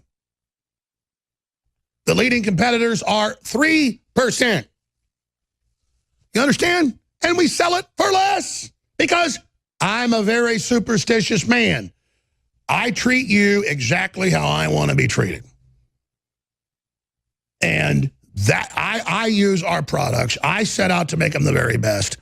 And with the top researchers, and it's 50% off right now. It's all there, but it's about to end. Infowarsstore.com, InfowarsLife.com, or 888-253-3139. And I'm not bitching when I tell you they're coming after us behind the scenes. I'll be able to talk about it soon, but that's okay. I expect to draw enemy fire, but we need your financial support, plus you need these products. It's a 360 total, non-zero sum game, absolute win, an infinity win, and you cannot lose except by not getting the products and not supporting the transmission. Infowarsstore.com, InfowarsLife.com. Buy your war bonds, get great products while you're at it. Invest in your body's health. T-shirts, books, films, start of the month. Check it all out, Infowarsstore.com. Tomorrow's news today, next year's news today, changing the world today. And the shockwaves you and I send together are unbelievable. Coming up, though, the FBI was warned about a school shooting threat from a YouTube user named Nicholas Cruz in September. And that's all over the news. It's on Infowars.com. It's on DrudgeReport.com. But they attacked Trump last night for it was already in the news as well that everybody had been warning when he said, my God, they all warned. And the media said, oh, you're attacking the victims. That's not what he did. He said, every time we get warned and nothing's done because he's being protected by the leftist elements of the FBI and profiled and picked up by one of the training centers they now admit out there run by one of these ne'er-do-well white supremacists. You want to find a Southern Poverty Law Center or ADL operative? I don't know about this particular ne'er-do-well, but in almost other cases I've looked at, it's them. You talk about scum of the earth, ladies and gentlemen. Good God, the entire race cottage industry is run by filth across the board, and it makes me sick. Let's go ahead and go to Matt Bracken. Stay with us. Yeah, so very balkanized, like Lebanon. So I would expect to see more James Hodgkinsons. My bigger fear, though, is a false flag attack, specifically Las Vegas-style sniper attack, but with a better, plan to leave, false clues that it was done by the right wing. This has been seen throughout history. I mean, in the Balkans, we saw, in the Bosnia War, we saw, mortar attacks, own goal mortar attacks that were successfully used. We've seen that also with the white helmets in Syria, own goal false flag attacks, knowing that the media will play the false narrative completely straight. And it's effective. I mean, it works. False flags are done because they work. And now we've got Pelosi and we've got other operatives who are known intelligence operatives of deep state going on MSNBC and saying, you're going to cause a massacre with these memos. You're going to cause a new Oklahoma City. And you've got all these other globalists saying that. They're signaling so they can go, oh, look, see, we told you so. Watergate style, this is all coming out, only it'll be, 100 times bigger than Watergate. This is the entire FBI, DOJ, top echelon of CIA under Brennan. There's some white hats like Admiral Mike Rogers at NSA that have kept us from completely going down the false narrative. But I think that the deep state traders, they see that that their ship is sinking. Exactly. They're kind of on the Titanic, and they want to get on a lifeboat. So I think that the risk is much greater for a massive Oklahoma City style false flag, or I'm not saying that Oklahoma City was necessarily false flag, but there will be either something on a level of an Oklahoma City or a Las Vegas shooting where the literature will be left at the scene. I hate the left kind of literature. So we'll be right back. And now that just happened. It's being reported that he was a white supremacist doing paramilitary training, so they can blame all gun owners. Stay with us. All right, folks, Matt Bracken's coming up in the next segment. I'm your host, Alex Jones. Matt was on Friday. He and I just hammered the point, and I'm glad to show Matt's predictions. That's what I said, pull ups. I remembered him talking about it Friday. We can also get my clips where I said Friday, I think they'll shoot up schools or churches because that's their favorite target. And, again, they get a mental patient. They take him to one of their little leftist cutout centers, an Elohim City-type compound. This is exactly, I've probably said 300 times the last couple of years that they'll attack a school with a mental patient-type individual with a cutout from some leftist right-wing training camp that's run by the Ford Foundation-funded Southern Poverty Law Center, who's got hundreds of millions in offshore bank accounts and is connected to the Communist Chinese and others. By the way, the word is they're looking at leaving the U.S. and fighting the U.S. from overseas. They have nothing to do with helping black folks vote in Alabama. So, truly unbelievable. I am speechless at this point that Matt Bracken is going to be coming up in the next segment. I wanted to play, just because it's so important, Pence is absolutely right that the entire Kim Jong-un family is incredibly evil, and our media siding with them and praising him is truly twisted. Pence said, I ignored the dictator's sister that our media played up like she was some goddess. So here's that clip. Pence blasts evil Kim family, North Korea regime to the chagrin of our own globalist media that just like North Korea is a part of a foreign parasitic power. Here is that report. Then we'll come back with Matt Bracken live. North Korea is the most tyrannical and oppressive regime on the planet. As the United Nations has documented repeatedly, North Korea is a nation that oppresses its people. 7 out of 10 North Koreans require food assistance just to survive. Over 1 million North Koreans were let to starve and die in the 1990s under this regime. Torture, brutality, imprisonment. More than 100,000 North Koreans as we speak are in modern-day gulags. As President Trump said memorably, North Korea is today nothing short of a prison state. That's the reality. And so the fact that North Korea is developing and pursuing nuclear weapons that could be delivered on ballistic missiles to the continental United States is completely unacceptable. And the fixed policy of the United States of America is that we are going to continue with all options on the table to bring intensifying economic and diplomatic pressure to bear until North Korea, once and for all, completely and verifiably abandons its nuclear weapons and ballistic missile program. That's the fixed policy of the United States of America. Now, as President Trump has said many times, he said, I always believe in talking. We've made it very clear that we're open. We're open to communicating our policy to the regime in North Korea. But what North Korea needs to understand, and as I made clear in an announcement in Japan, when we announced a new round of sanctions that will be imposed, the largest ever sanctions imposed by the United States, and we're confident our allies will join us on it in the days ahead, that nothing will change until the day comes that North Korea permanently abandons its nuclear weapons and ballistic missile programs and ceases to threaten the United States of America. That's right. And be used as a pawn by the Communist Chinese and others to menace the entire region.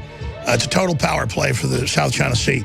We'll be back. By the way, he's the patsy, and more that's clear what he is. Nick Cruz is just now showing up in court. We'll have that live for you in 1 minute. Stay with us. All right, let's go to what's happening as we speak in Broward County, just north of Miami there, with the 17-plus dead, with Nicholas Cruz talking before the judge. Here it is. How would you like to proceed today? Are you seeking to hold the defendant no bond and a finding of proof evident, presumption great? Yes, Your Honor. Okay, you may proceed. Your Honor, the state's relying on the sworn affidavit that the court has been provided as to the 17 counts of first-degree murder and the contents of the sworn affidavit by detectives citing the actions of the defendant in going to Marjorie Stoneman Douglas High School on February 14th, 2018, with a premeditated design in that he went loaded with an AR-15 rifle. He had additional ammunition with him and shot 17 individuals who later died as a result of the gunshot wounds, and then he fled the scene. So the state is seeking a no bond hold on the defendant. Okay, defense? Your Honor, the defense has no arguments at this time and will defer until further court proceedings. We would formally invoke Mr. Cruz's right to remain silent, and that notification relates to any law enforcement agencies that are involved in this case, both at a state and federal level. Okay, I've reviewed the probable cause affidavit. Mr. Cruz filed in your case, and I find probable cause. I further find the proof of guilt to be evident or the presumption great. Therefore, Mr. Cruz, you're going to be held without bond until further order of the court. This order is without prejudice for you to file a motion to set bond with your assigned division judge and request a hearing under State v. Arthur. Does anybody know, has he been assigned a division judge yet? Yes, he has, Your Honor. He's been assigned to Judge Shears. Okay, all right. Thank you very much. Sir, you're going to be held no bond.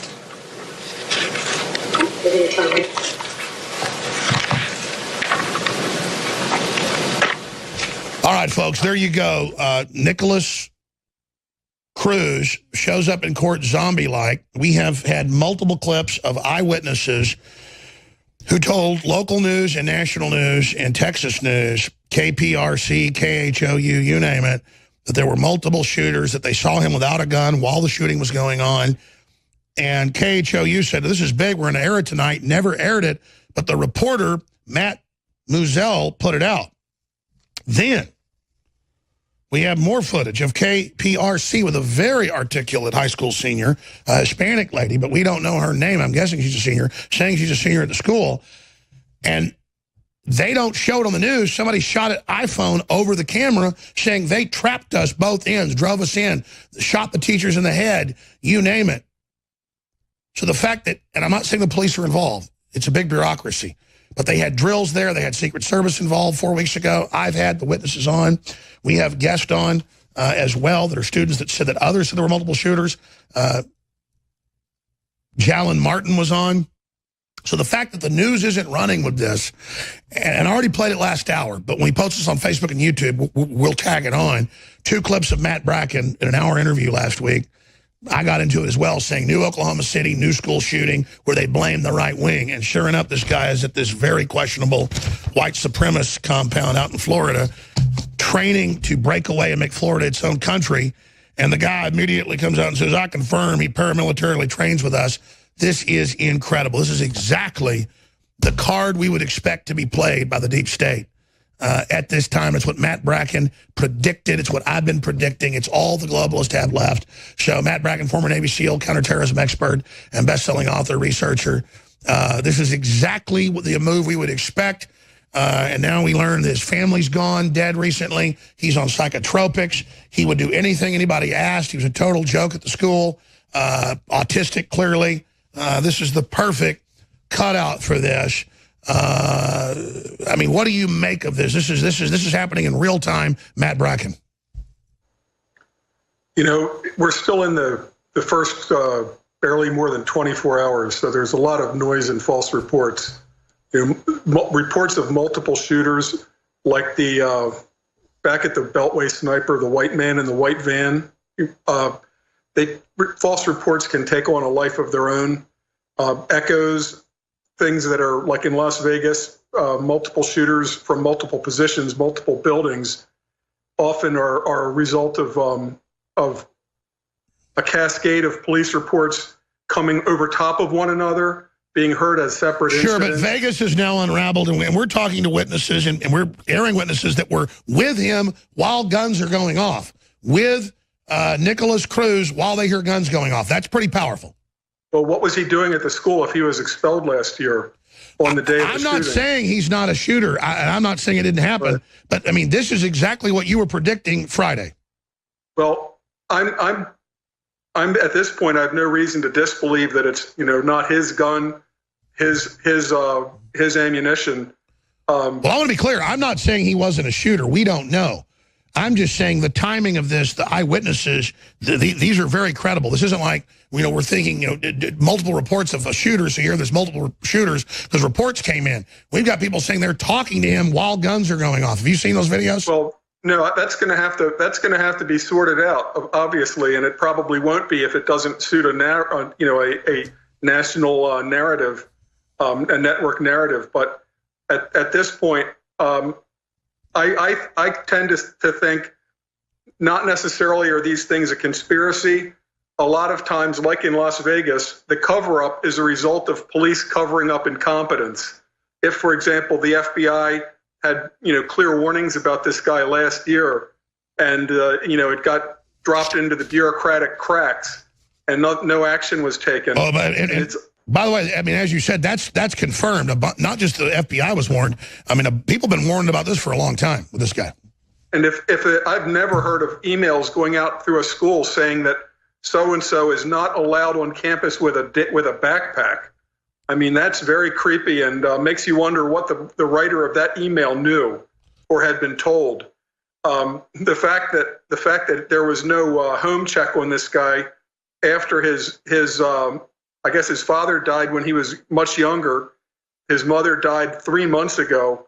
So he's clearly skating on thin ice psychologically. If he's changing his meds or stopping his meds, that can cause a very abrupt change in behavior. Well, he looks like a textbook lunatic to me, so I'm not saying he isn't one of the shooters. I'm just saying we have to look at all these credible people. I don't know if you've seen those videos, Matt. Just the whole timing of this just screams that we need to investigate that this was at least known about and protected and wound up for the political. They're calling for gun control. They're blaming all gun owners. They're blaming Trump. I mean, this is a real godsend right now to the left. Yeah, I can see Trump throwing AR-15s on the table as a bargaining chip. He's never been really a committed Second Amendment guy. I can see him, being a New Yorker, saying, "Well, maybe we need to do something about AR-15s." Of course, what they're not going to say socially. This could have happened in 1910 because that's how long we've had semi-automatic rifles. Yeah, we have mentally ill people, and CNN says mass shootings are up. They're flat for 30 years, so that's a lie. They hype these. It's serious. It's a problem. But we need guns to protect ourselves from lunatics like this.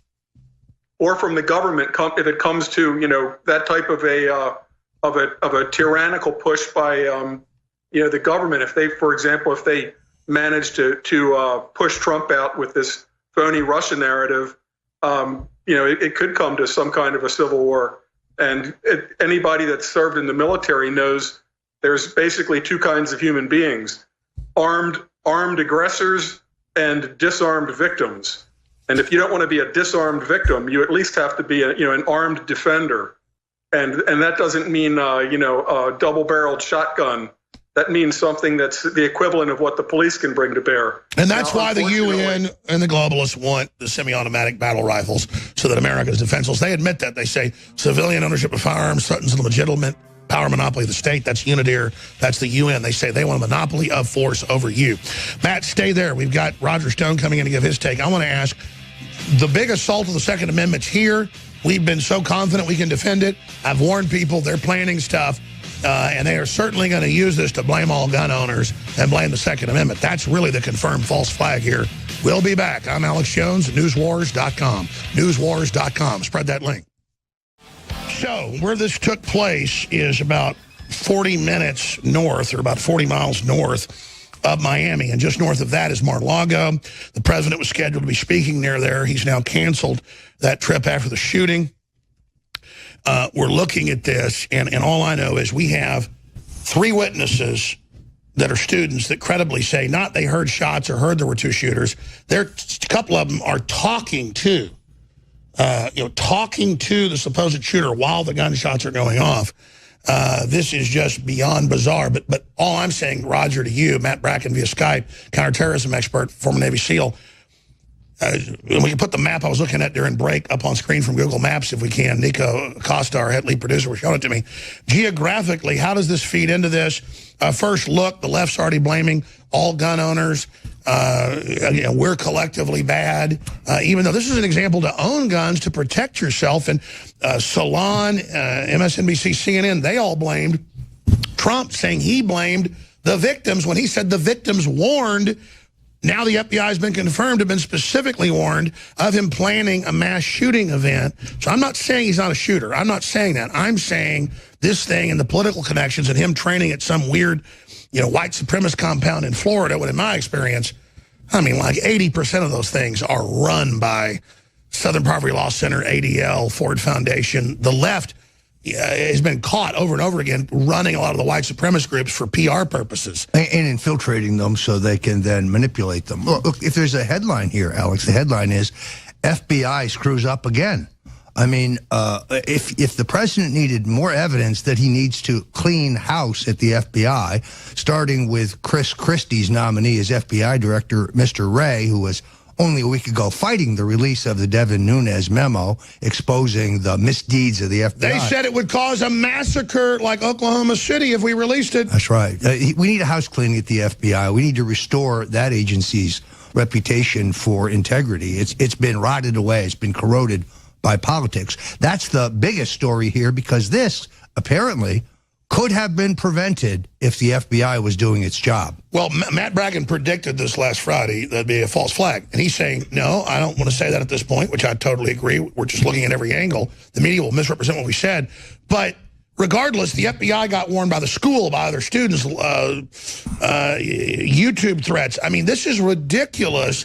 But it's kind of like Phil Mudd, formerly of the CIA and FBI, go on TV and say we're going to kill the president and then do all this fake crying we'll cover next segment. And all these leftist groups saying, go kill cops. If I said kill cops, I should get arrested. And by the way, we've had listeners threaten and the Secret Service shows up. So if you're a conservative, a Christian, a libertarian, pro-military, pro-America, you don't call for violence, you get Secret Service visits. But if you're openly calling for violent revolution, you don't. What do you make of that, Matt Bracken? Well, we're still in the non-shooting phase of the Civil War. And right now it's playing out in the military. Not only guys like Phil Mudd, a former intelligence analyst, not a CIA officer, field agent type, but just an office wonk analyst. He's not a patriot, not an actual killer for liberty, but another little wimp that would give the orders. But they've also put it, this is like Project Mockingbird, but right in the open. The FBI's put a stooge at CNN. Mike Morrell, he's a former CIA assistant director. He helped, he was definitely a deep state operative. Reed Atkinson's book, Stonewalled. But Morrell's at CBS as a commentator. Yeah. So they're putting the Mockingbird stuff straight out in the open. And that's when it's an agenda and probably staged. They've got their talking points ready. So regardless, they're moving. Matt Bracken, then Roger Stone. The narratives, get our guns, Trump's evil, everything's his fault. Where are they going to go with this? Because they're clearly lined up to go completely ape. Well, anybody that defends owning an AR-15 is going to be portrayed as a pro-massacre person. The solution to this, there's two solutions to these kind of shootings that probably won't ever happen, except in local jurisdictions. One is arming teachers that are, for example, military combat veteran. We have tons and tons of teachers today that served from Desert Storm through Operation Iraqi Freedom and in Afghanistan. This coach that rushed even reportedly saved a bunch of kids or rushed the shooter in the gas mask who got shot. Why isn't somebody like that have a concealed carry?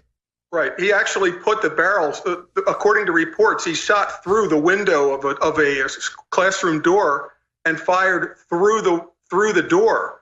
If there are a percentage of teachers that have a pistol in a lockbox, one of these finger combinations instant access you can retrieve in a few seconds, then this will be curtailed greatly. Exactly. But the other thing, though, is the glorification of these guys.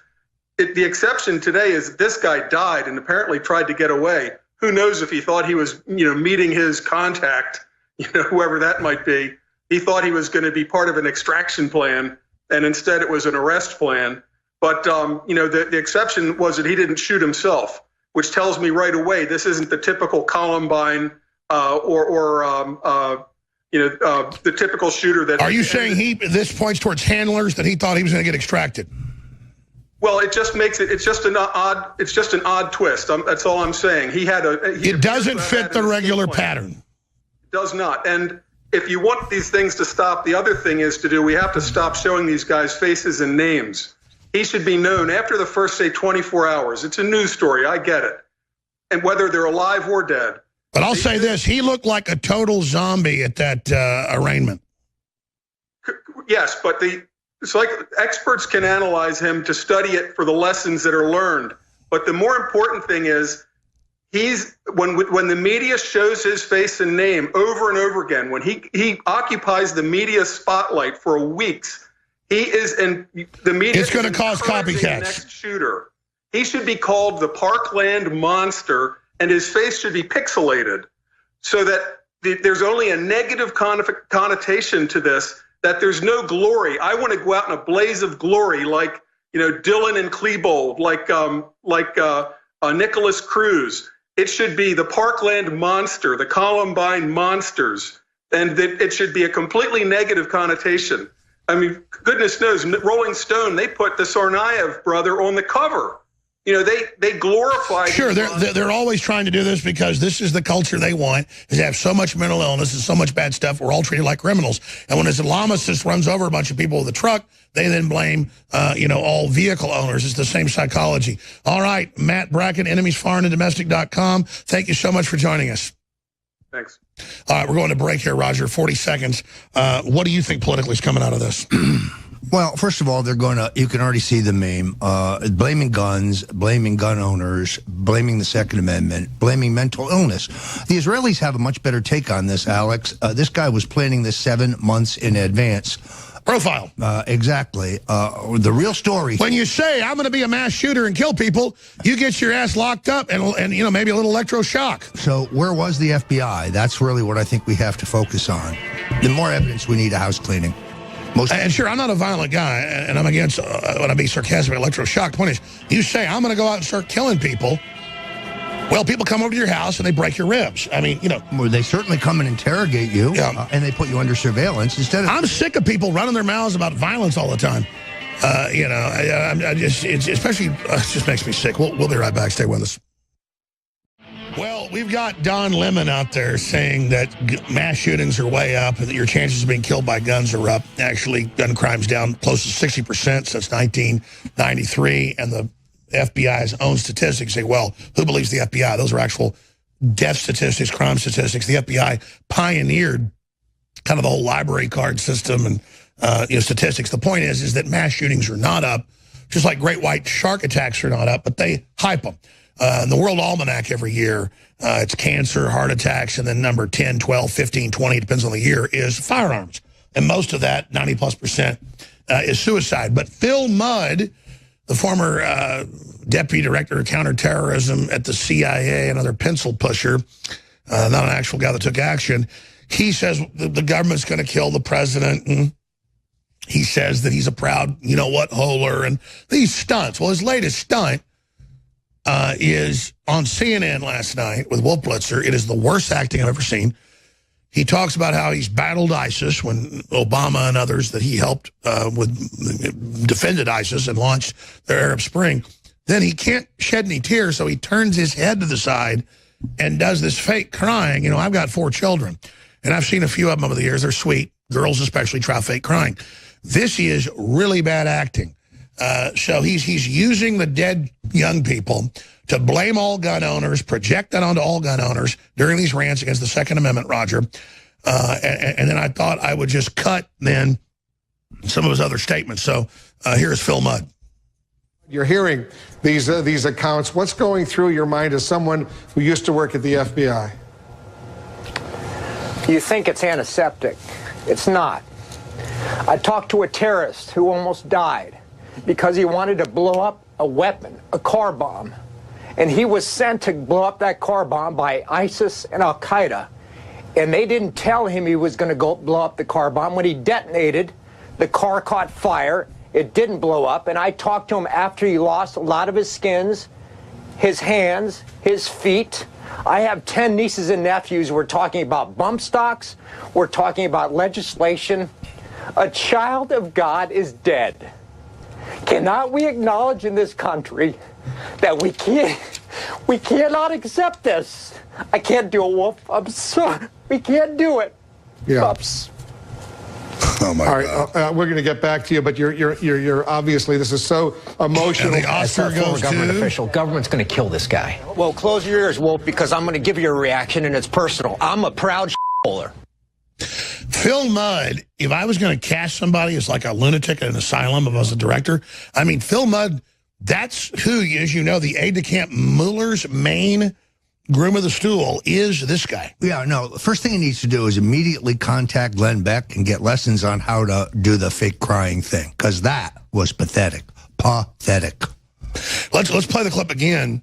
Then it cuts to Obama. Remember his fake crying when he had to like touch his eyes with pepper or whatever? And, and here's Obama, who funds the Arab Spring, murdering hundreds of thousands of Christians, says he's really good at killing people, supports Hillary and all her crimes. Here is Mudd once again. I have 10 nieces and nephews. We're talking about bump stocks. We're talking about legislation. A child of God is dead. Cannot we acknowledge in this country that we cannot accept this? I can't do it, Wolf. I'm sorry. We can't do it. I'm sorry, I can't make myself cry, Wolf. Please cut away. We're going to get back to you, but you're obviously, this is so emotional. And from every family who never imagined that their loved one would be taken from our lives by a bullet from a gun. I'm sorry the Arab Spring didn't kill all of you. We'll get you Christians, though. We'll find a Muslim Brotherhood. God, I just want to kill all the Christians. Ship guns to ISIS. There he is. Every time I think about those kids, Father it gets ISIS. me mad.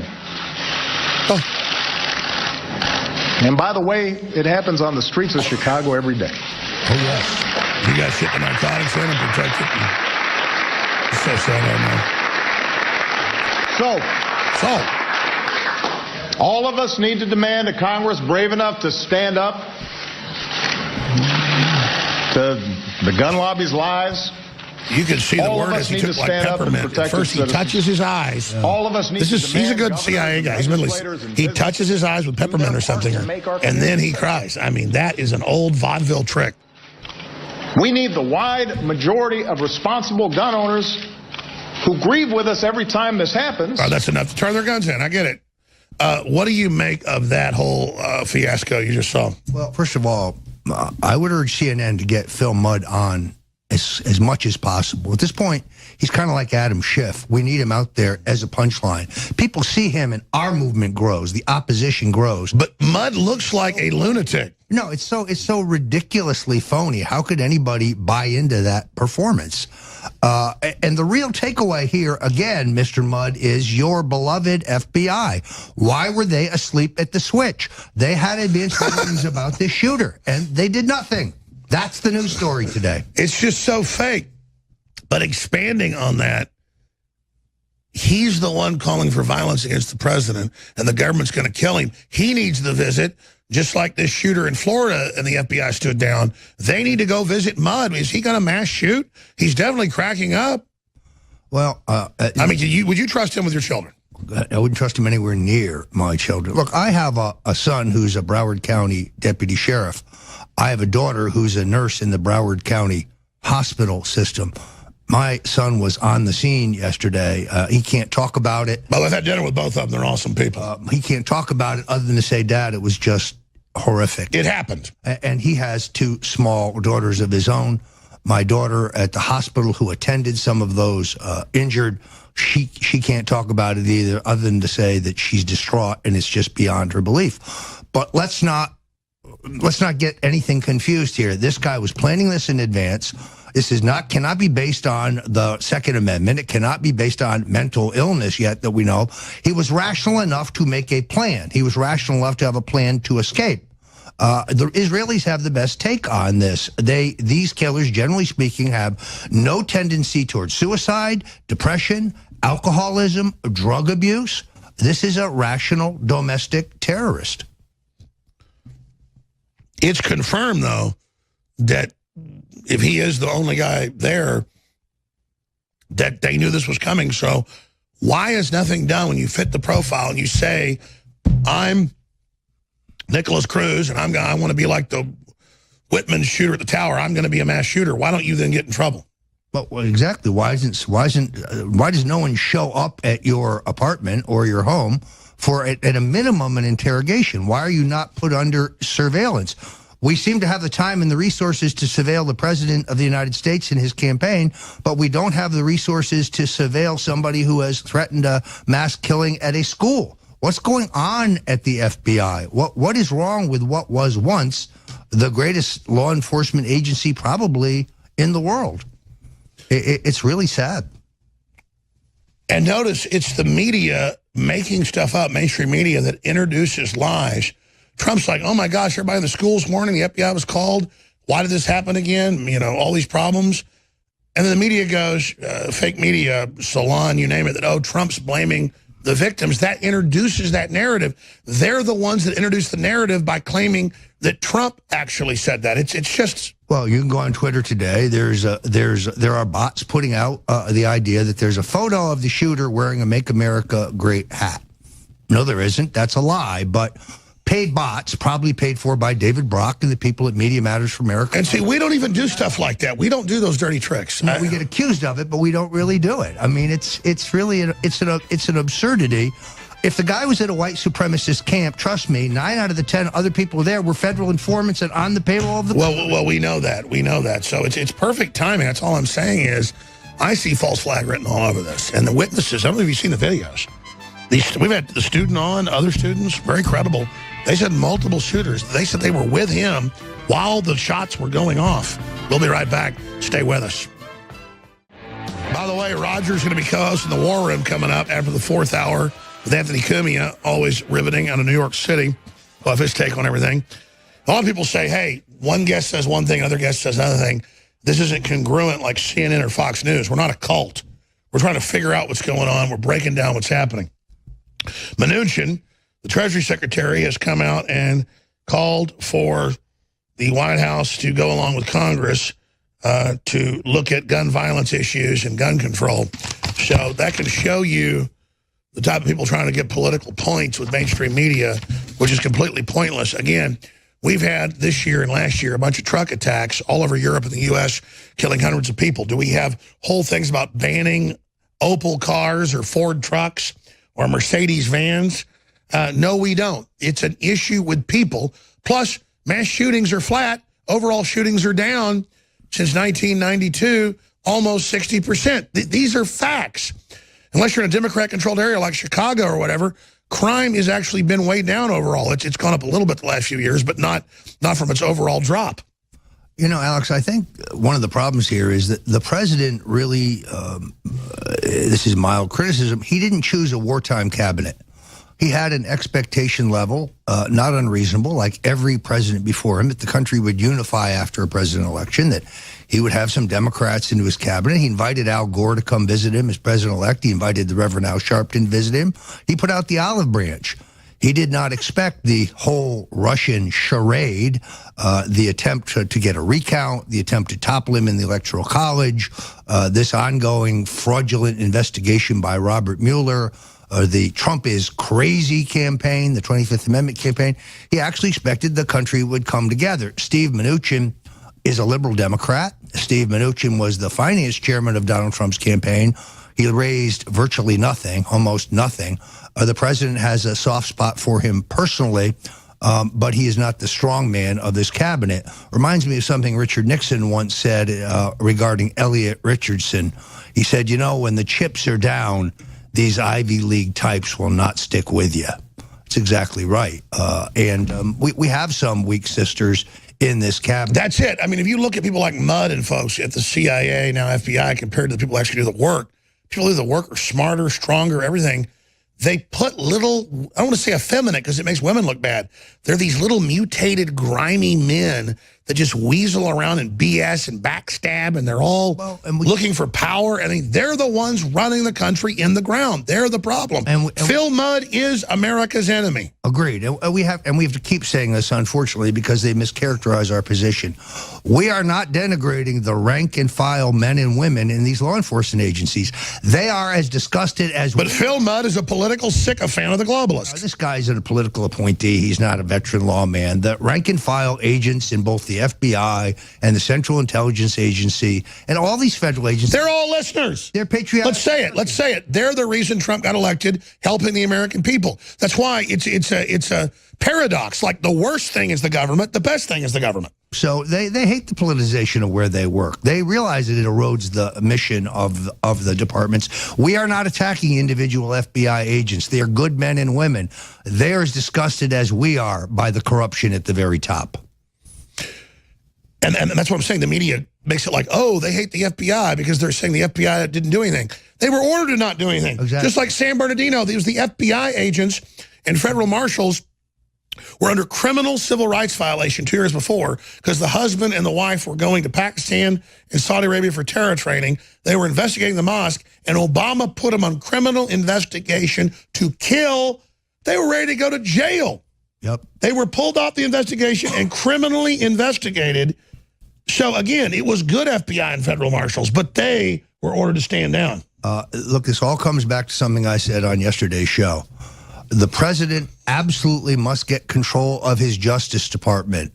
That is the key to this. The crimes of the Clintons and the Obamas, the shipping of guns to ISIS, the illegal and unconstitutional surveillance of the Republican candidate for president, the crimes at the IRS, the crimes at the Clinton Foundation, the crimes regarding Hillary Clinton's email server, the rank corruption of the previous administration, the ongoing malfeasance, the illegal role of John Brennan. All these people should be prosecuted. All it takes is an attorney general with the cojones and a commitment to the rule of law. Right now we have Rod Rosenstein, who is the de facto attorney general, and he's playing for the other team. And he ran the whole fake investigation. And let's be clear, the good thing coming out of this Russiagate is they jumped the shark, even though it's distracted from other news and become a whole false narrative we have to counter like a black hole.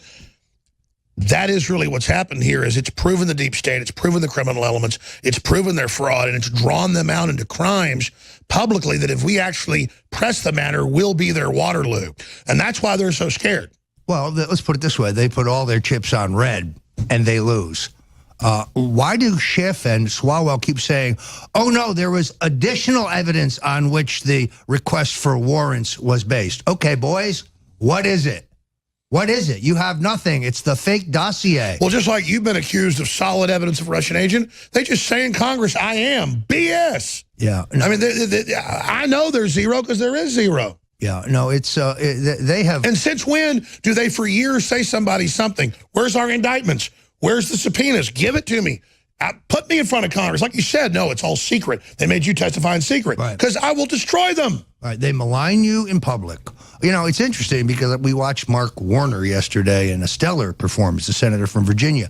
When my lawyers examined the question of whether I had legal action against all these Democrats, and we cataloged what each one of them had said, and then we came to the conclusion that that there's a congressional shield. They can call you anything they want and not be held responsible. But only in Congress. The guy who was most egregious, the guy who said, I work for, Roger Stone works for the Kremlin, he said, was Mark Warner.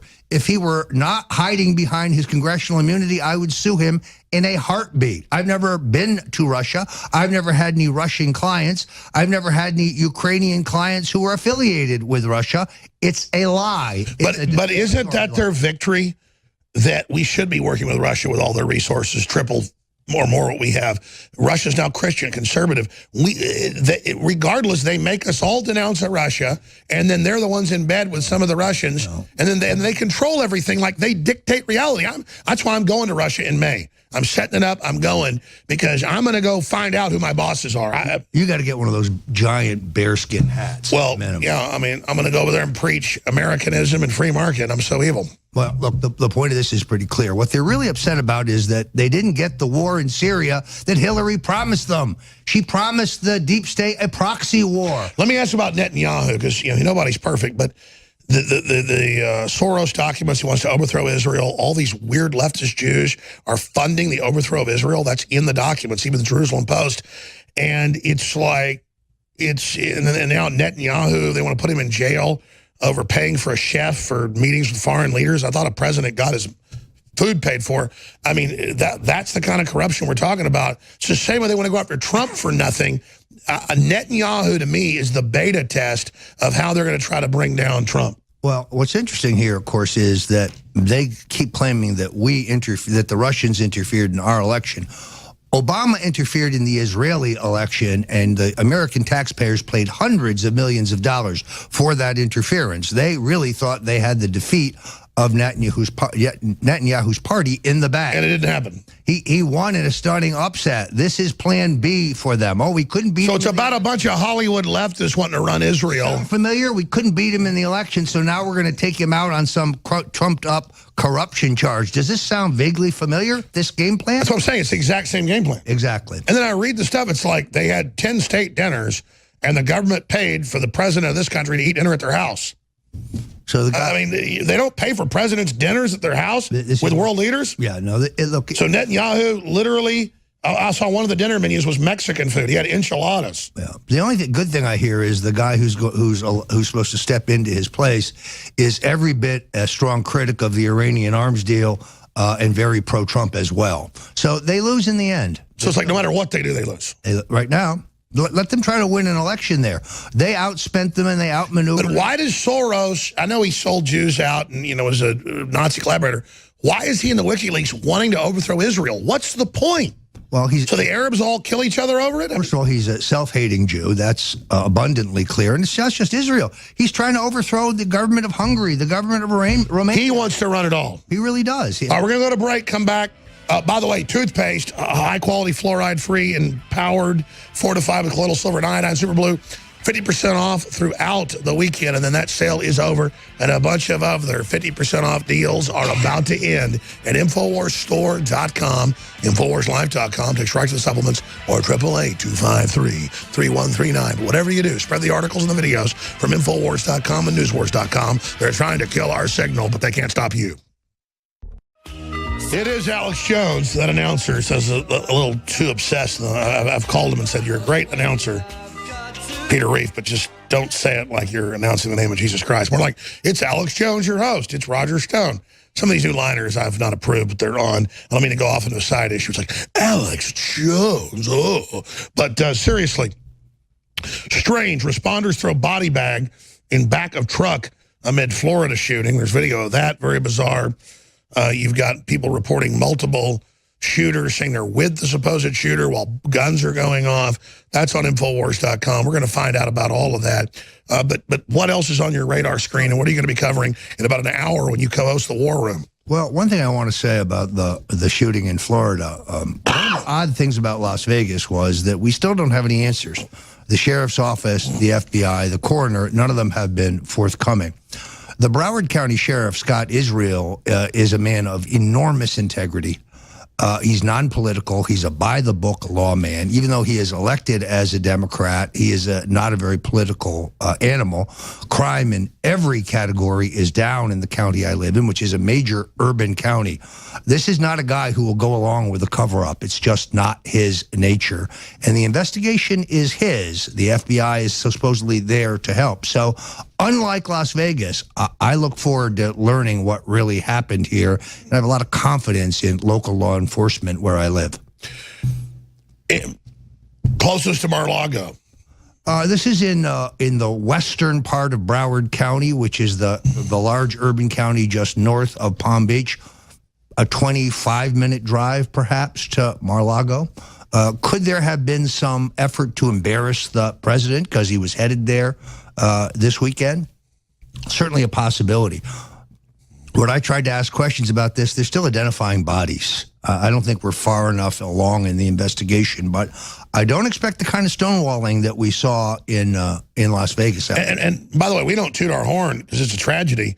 Vegas, the wheels have come off. They admit the basically arms deals, foreign governments, cover-ups, mind control. That's in the news now. I mean, it is crazy. No, look, I give enormous credit to the investigative reporting of Laura Loomer. I think she's done an extraordinary job of busting this open, being unwilling to accept the official version of BS and cutting right through it.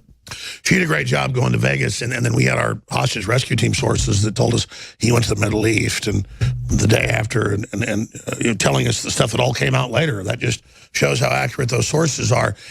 I don't see this derailing Trump. I mean, what else do you think could try to, I don't want to give them ideas, could try to stop the resurgence? I guess just infiltration, co-opting? Well, in the war room today, we're going to be talking about the scramble to become the White House chief of staff. I think this is fraught with real peril for the president. The right and you did call it that Kelly's leaving. He is toast. We could bring up a picture of a piece of toast on the show because he is done. Stick a fork in him.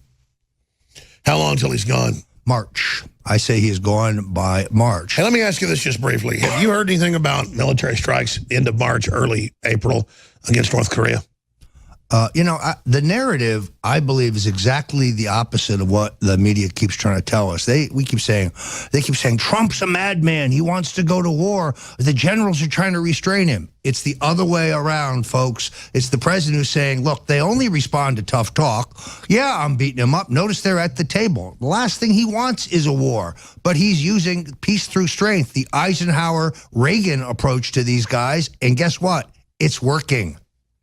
Look at the craziness of the North Korean government. I mean, that is authoritarianism on display. A bunch of starving, skinny people with a big, fat, spoiled, rotten, nobody, hereditary dictator running it all. With a bad haircut. That is a disgusting little haircut. I mean, what the hell? Even his sister's like starving to death, and he's this giant, bloated person dying of obesity. It's very archetypal. Hey, will you cover, then, what you just said at the start of the war room in an hour? Yes. Because I want, and Anthony Cumia of Compound Media doing a great job, is coming up next, compoundmedia.com, because absolutely Trump's got him to the table. He gets no credit. We know, well, talk about it all coming up in 55 minutes. Yep. Anthony Cumia straight ahead, and then the war room with Owen Shroy and Roger Stone from the ATX worldwide. If you're receiving this transmission, you are the resistance. Great job, crew. Welcome, everybody. Welcome. Anthony Cumia in here at Infowars.com. Oh my goodness. Oh my goodness. Yes, we've had another school shooting, and it's terrible. It's terrible. No one denies that these things are terrible. Social media just becomes a light with people. Just, we team up. We got our phones. What happened? School shooting. Well, let me get my team. Let me get on my team, and I gotta do the basic rah-rah cheers for my team and bash the other team. Now, of course, the teams are the left, the right, the Democrats, Republicans, conservatives, liberals, whatever you want to call them, the usual suspects. Those are our teams.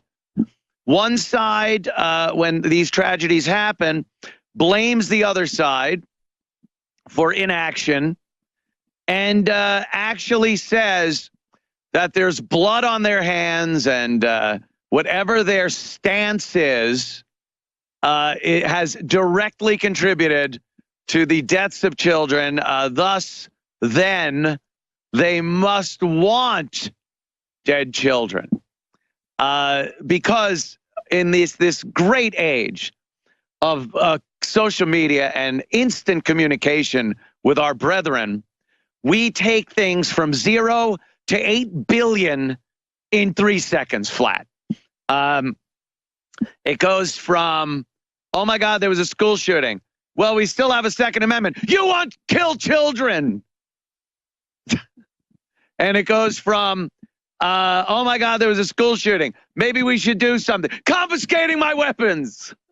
Like it's just, we have no middle ground here whatsoever. We separate into our respective teams, and just start throwing crap at each other. And in the long run, and this will prove no different, in the long run, you will see nothing. Nothing will happen. A week or so will go by, if that. A story these days, if it goes a week, woo! Unless it's like Trump stuff and the actual mass media, the news and whatnot gets a hold of it, then it could last a while. It has legs. Important things like this Russian collusion that apparently no one has seen any evidence of. But that kind of stuff will go on and on. But as far as what we talk about, the people talk about on social media, if a story lasts a week, it was a biggie. Because usually within 2 days, and if you throw a weekend in there, something could happen Friday, you throw a weekend in there, by Monday, no one remembers it, no one cares, it's over Johnny. So when you get a school shooting like this, it's huge for a couple of days. And like I said, we pair off into our teams, we sling crap at each other's heads, and then we move on to the next thing, like locust. We're like locusts, just destroying what's in our path and moving on to something else. And in that mess of social media, you pick out little nuggets of truth and a lot of nuggets of dishonesty and agenda and whatnot. So let's talk a little about this horrific shooting. First and foremost, I think you could not possibly have more red flags than have popped up with this guy. The see something, say something, the we need your involvement, the school, law enforcement, social media, parents, friends, parents of friends, all of that. Every single thing that happened in this case was a red flag that he literally said, I am going to shoot up a school. That to me is more than a red flag. A red flag you have to interpret. That is a flag with I'm going to shoot up a school written on the actual flag. If he did that, which I wouldn't be surprised if it came out, if he marched around the school with a flag. But apparently he was on social media threatening to shoot up the school. He was expelled for his behavior in school or lack thereof. And everyone that knew of him in the school said, oh, yeah, this guy's nuts. He'll probably shoot up the school. He was, one report that I have gotten says that the FBI was informed on a couple of occasions that this kid was probably a problem. FBI and teachers warned about Nicholas Cruz. And still, nothing was done. I guess when he was attending school, he had been banned from entering the school with a backpack, which now kind of tells me, hey, they're afraid he's going to bring something in and hurt people. But nothing was done. So again, we default to the hardware he used. Yes, ladies and gentlemen, the guns. The gun. Whenever things like this happen, we run to the gun and say, that's the problem. That's what's doing it. If we just get rid of the guns, no one will want to kill anyone anymore. Or if we just get rid of certain guns, right? Because there are guns, I guess, that don't put holes in people. Is that what I'm led to believe? No? Oh, my staff is telling me no. Most guns do put holes in people, regardless of their type. I mean, when we after the break, we'll talk a little more about the certain types of guns. But just the idea that the gun is the actual focal point of the left, Democrats. They want what they call common sense gun control, common sense gun law. Because look at this guy. Him and his actions, they just reek of common sense, don't they? Doesn't that look like a guy that would follow his common sense?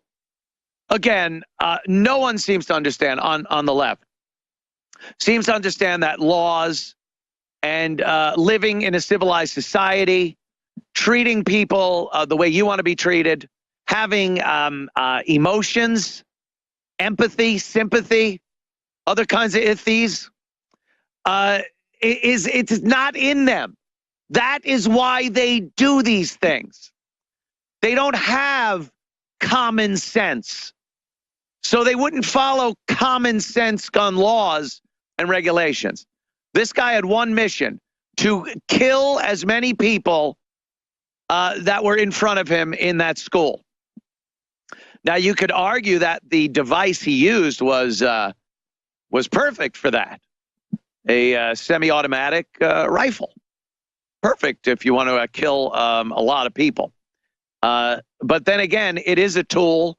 It is used by many other people correctly, by law enforcement, by people that want to defend themselves and their loved ones, by people that are hunting, and by people that want to make sure the government doesn't get out of hand.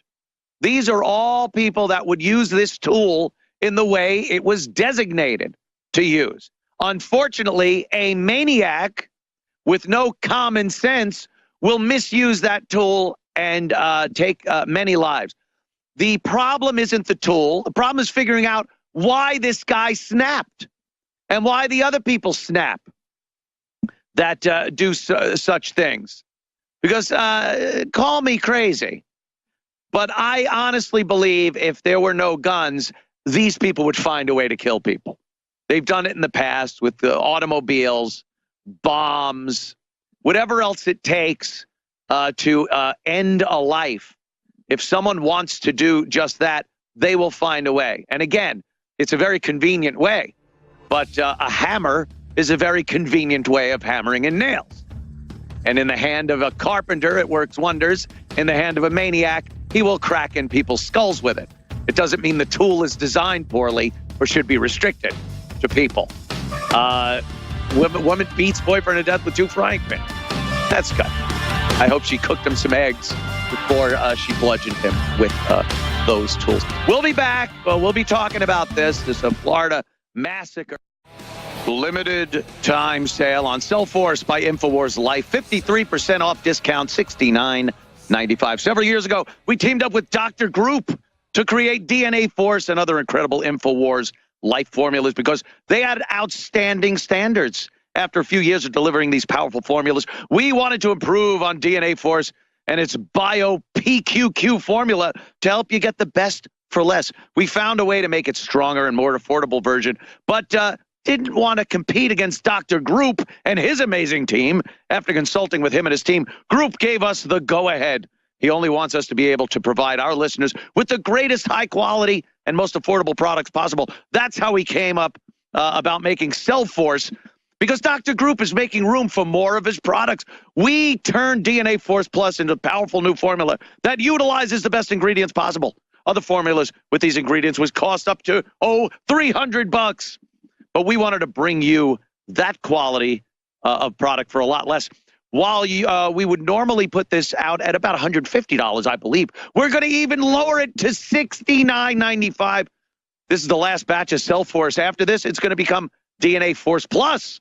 If you like DNA Force, then there's no better time to try its upgrade. After this run of Cellforce, we'll be relabeling it to its true name, DNA Force Plus. Grab your bottle today and feel the power of a new Bio PQQ formula.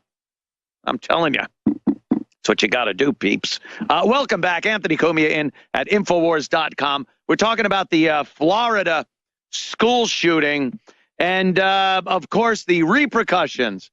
The day after, oh, my God, everyone takes to social media to just yell at each other.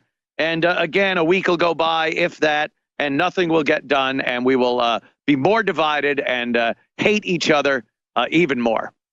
Thank goodness for that. So what we hear is, the guns. That's what one side says. The guns. We got to ban guns, especially these AR-15s. And then you read, and people think AR stands for assault rifle, and it doesn't. Well, whoever says that, I just can't listen to your conversation. I have never seen a group of people so adamant about a topic, so passionate about a topic like gun control that know absolutely nothing about guns.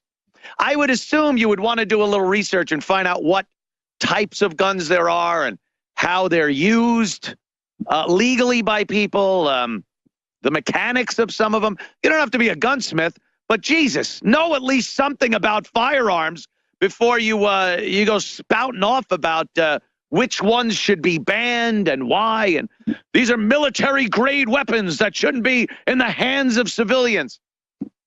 I hope this isn't too technical for people, but the AR-15 is used to kill a lot of people in the shortest amount of time. It's a tool, and that is indeed what it is used for. Or hunting. People do hunt with AR-15s, contrary to some people's beliefs. It is a semi-automatic, which means you need to pull the trigger for every single shot. Every time a bullet flies out of the end, it means the guy holding it, or girl, perish the thought I'm sexist, had to pull the trigger. That's how it works. It's not a machine gun. It's not full automatic. And it's not a military, the version of what the military uses in civilian hands.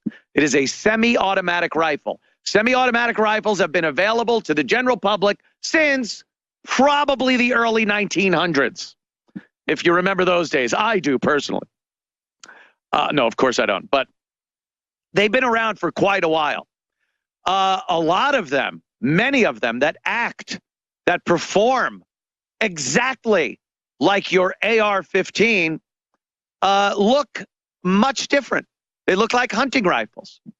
There is a rifle, an M1 carbine or carbine, depending on how you want to pronounce it.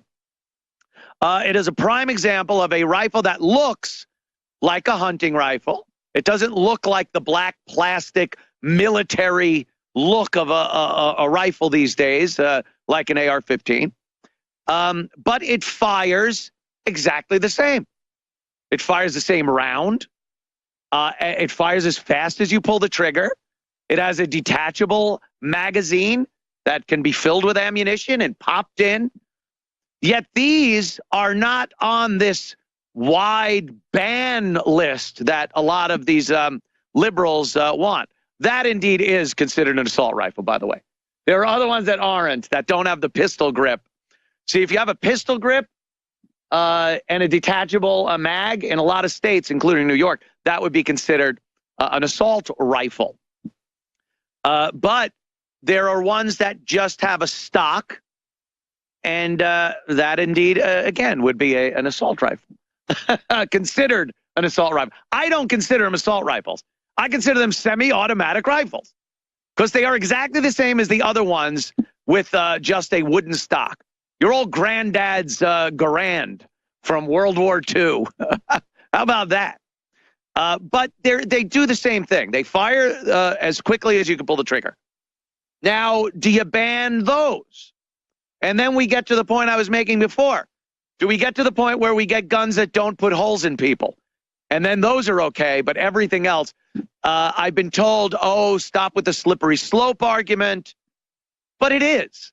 There is a bottom line end game here for a lot of people on the left, and that is absolute gun confiscation. The elimination of your Second Amendment right. And that is the only way they can fathom saving the children. They use these school shootings as much as the other side will to defend people having guns and carrying concealed, being allowed to carry in these no gun zones, which are absolutely ridiculous. So both sides will fight each other. Both sides will blame each other for the dead kids, and nothing gets accomplished because we are at complete opposite ends of the spectrum. But again, I honestly don't think anyone wants dead children. I think that's where the middle ground is between the two sides. Hey, can we agree? No one wants children lying dead on schoolroom floors? Anyone? Do we have a show of hands? Oh, look, it's everybody. How do we do that? And then you get the craziness. I think there are a lot of ways to at least cut down on the probability that this will happen. Eliminate it totally? Stop. Stop it. We'll post unicorns at the school doors, and the unicorn will spear the bad guy with his pretty glittery unicorn horn. You're talking about a utopia that can never exist as long as human beings are the animals that we are. So don't look for that. Don't look for an absolute solution. But there are certain things that can be done that I think should at least satisfy some sane people on both sides of this argument. And we'll talk about those in a couple of minutes when we come back around from this break. I indeed am Anthony Cumia. This indeed is Infowars.com. And we'll be back in a matter of moments. Did I start the break a little soon? Did I? Hello, everybody. Welcome back. Anthony Cumia, Infowars.com. Well, solutions. People want solutions. They want answers. Why did these school shootings happen? Why weren't they happening years ago? Blah, blah. You just keep hearing the same stories. You go to social media, it's the same arguments back and forth, back and forth. I think, again, maybe if we look at our past a little bit, we like to treat people these days like everyone is this special individual snowflake. And how dare you tell them that no matter how ridiculous they're acting, how insane sounding they are, that they're special and should be given the opportunity to express themselves and all this garbage that we've heard over the past 30 progressive years. And the bottom line is, as I knew growing up, some people are just idiots and some people are just nuts. And that seems to be a constant in our little universe. But instead of treating them like that and going like, hey, be careful around that guy, a little, they have to be treated with kid gloves and coddled. The coddling that has gone on over the course of a few decades these days has sprung up a crop of kids and young adults that are mental patients, legitimately mental patients. We didn't hear about these things many, many years ago in schools. The community was involved with schools back then. Parents, a good family structure, those were the things that were involved in schools. The administrators and teachers took more of a part in the individual students' lives, not just this mass thing that are the students. Oh, we got to usher them through and get them to the next grade level and then shove their asses out the door and get the next group in. There isn't that individuality anymore where you can really look and see if there are any issues that need to be addressed. And again, this kid, wow, issues. Every red flag went up. So Michael Ian Black, he's, I honestly don't know what he is. I've seen him on a couple of things. He professes himself to be a comic, I gather. But he's saying deeper even than the gun problem is this: boys are broken. Boys are broken. We're broken. Michael Ian Black pens powerful thread on violence and masculinity after Florida shooting. Boys are broken. Why would you think boys are broken if that is indeed an issue that Michael Ian Black is saying contributes to things like we just saw yesterday in Florida, these shootings? I profess to you, if indeed boys are broken, you're the ones breaking them. Every damn day we're hearing about how horrible straight white men are. We're just hearing how awful they are. Our society for decades now has just been pushing this lump of crap on masculinity and on men and their ability to act like men. And you become disenfranchised. You're feeling like you're some type of pariah. You're going to lash out, especially if you're already half a psycho like this idiot. But if Michael Ian Black thinks that boys are broken, it's because of people like Michael Ian Black and the liberal left that is screwed with male identity so bad over decades that they don't even know what bathroom to go into anymore. They're dressing kids up in dresses at 6 years old and shooting them up with hormones to make them girls because that day he wanted to be a girl instead of a fireman, like he wanted to be the day before. This insanity that progressives are telling us is the new humanity is insane.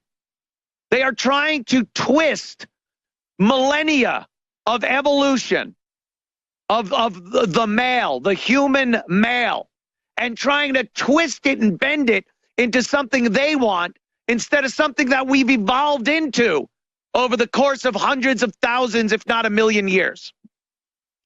So when you tell boys they're broken, you broke them. We didn't see this crap in what I call the old days. Do you know schools many years ago in the 50s, 40s and 50s actually had shooting classes? Kids brought rifles to school like they would their books and pencils and went into a basement range at certain schools and shot, had target practice. And these kids didn't just turn the guns on the students and start shooting. They were allowed to be men. They were allowed to be men. They were allowed to walk up to a girl and tell her she was pretty and address her as she. They were allowed to ask a girl on a date and maybe awkwardly fumble for some romance on that night without being crucified and told that they're a pervert and something's wrong with them because they actually want to be in some type of intimate physical relationship with a girl. Insane, broken Michael Ian Black and the rest of these Hollywood progressive morons. Look at this cute little tyke with a rifle. Look at this adorable little tyke. But this is like we were allowed to be boys and grow up into men and do things that men have done for thousands of years. And now that's bad. And when these younger minds are so twisted by what they're seeing, Michael Ian Black says that they're busted, that somehow they're broken and need to be fixed. There wasn't school shootings when, hey, kid, you'll shoot your eye out. There weren't these school shootings when kids were taking shooting classes in school. Be allowed to be proud of themselves, allowed to be men. You didn't see this garbage. But when you're so disillusioned and feel like you're the bad guy just for being a guy, then there's going to be a problem.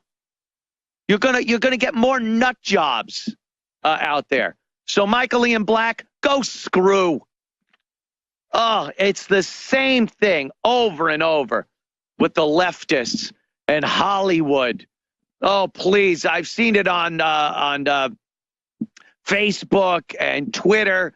They come out of their gilded cages, crawl out from under their rocks to tell us what we're supposed to do and how we're supposed to protect ourselves and our children and what we should use to do that and how we should live our lives.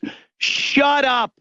Just stop criticizing people for wanting to raise their families in a more traditional sense. For some reason, we have to be tolerant, and tolerance just means put up with. Remember that. Oh, you're not very tolerant. No, I'm putting up with it. Tolerant doesn't mean embrace. It doesn't mean smile and do a dance when you see it. It just means to tolerate. You don't have to like it. You got to tolerate it. And when Hollywood and the likes of Michael Ian Black come out and start spewing their crap, that's when I've really had it. And I've had it even more in a few seconds when we return. Alex Jones Show, Anthony Cool. All Super Blue products at the Infowars store. 50% off limited time in the fight to avoid outside toxins and fluoride. You may be missing one of the most obvious sources. Your store brand toothpaste, my God. While you try to keep your mouth clean, you may be filling your body with unnatural ingredients and fluoride. That's why we created Super Blue fluoride-free toothpaste. This groundbreaking, fan-favorite Infowars Life product, now 50% off, is loaded with the good halogen iodine and other powerful beneficial compounds, hand-selected for their oral health benefits. Oral. Featuring plenty of natural oils and high-quality ingredients used since Aboriginal and biblical times. Super Blue fluoride-free toothpaste will supercharge your oral health and leave you with fresh, minty breath.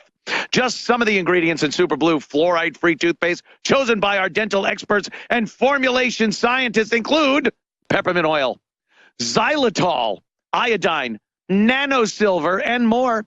And if you're not a fan of peppermint, don't you worry. We also have bubblegum flavor.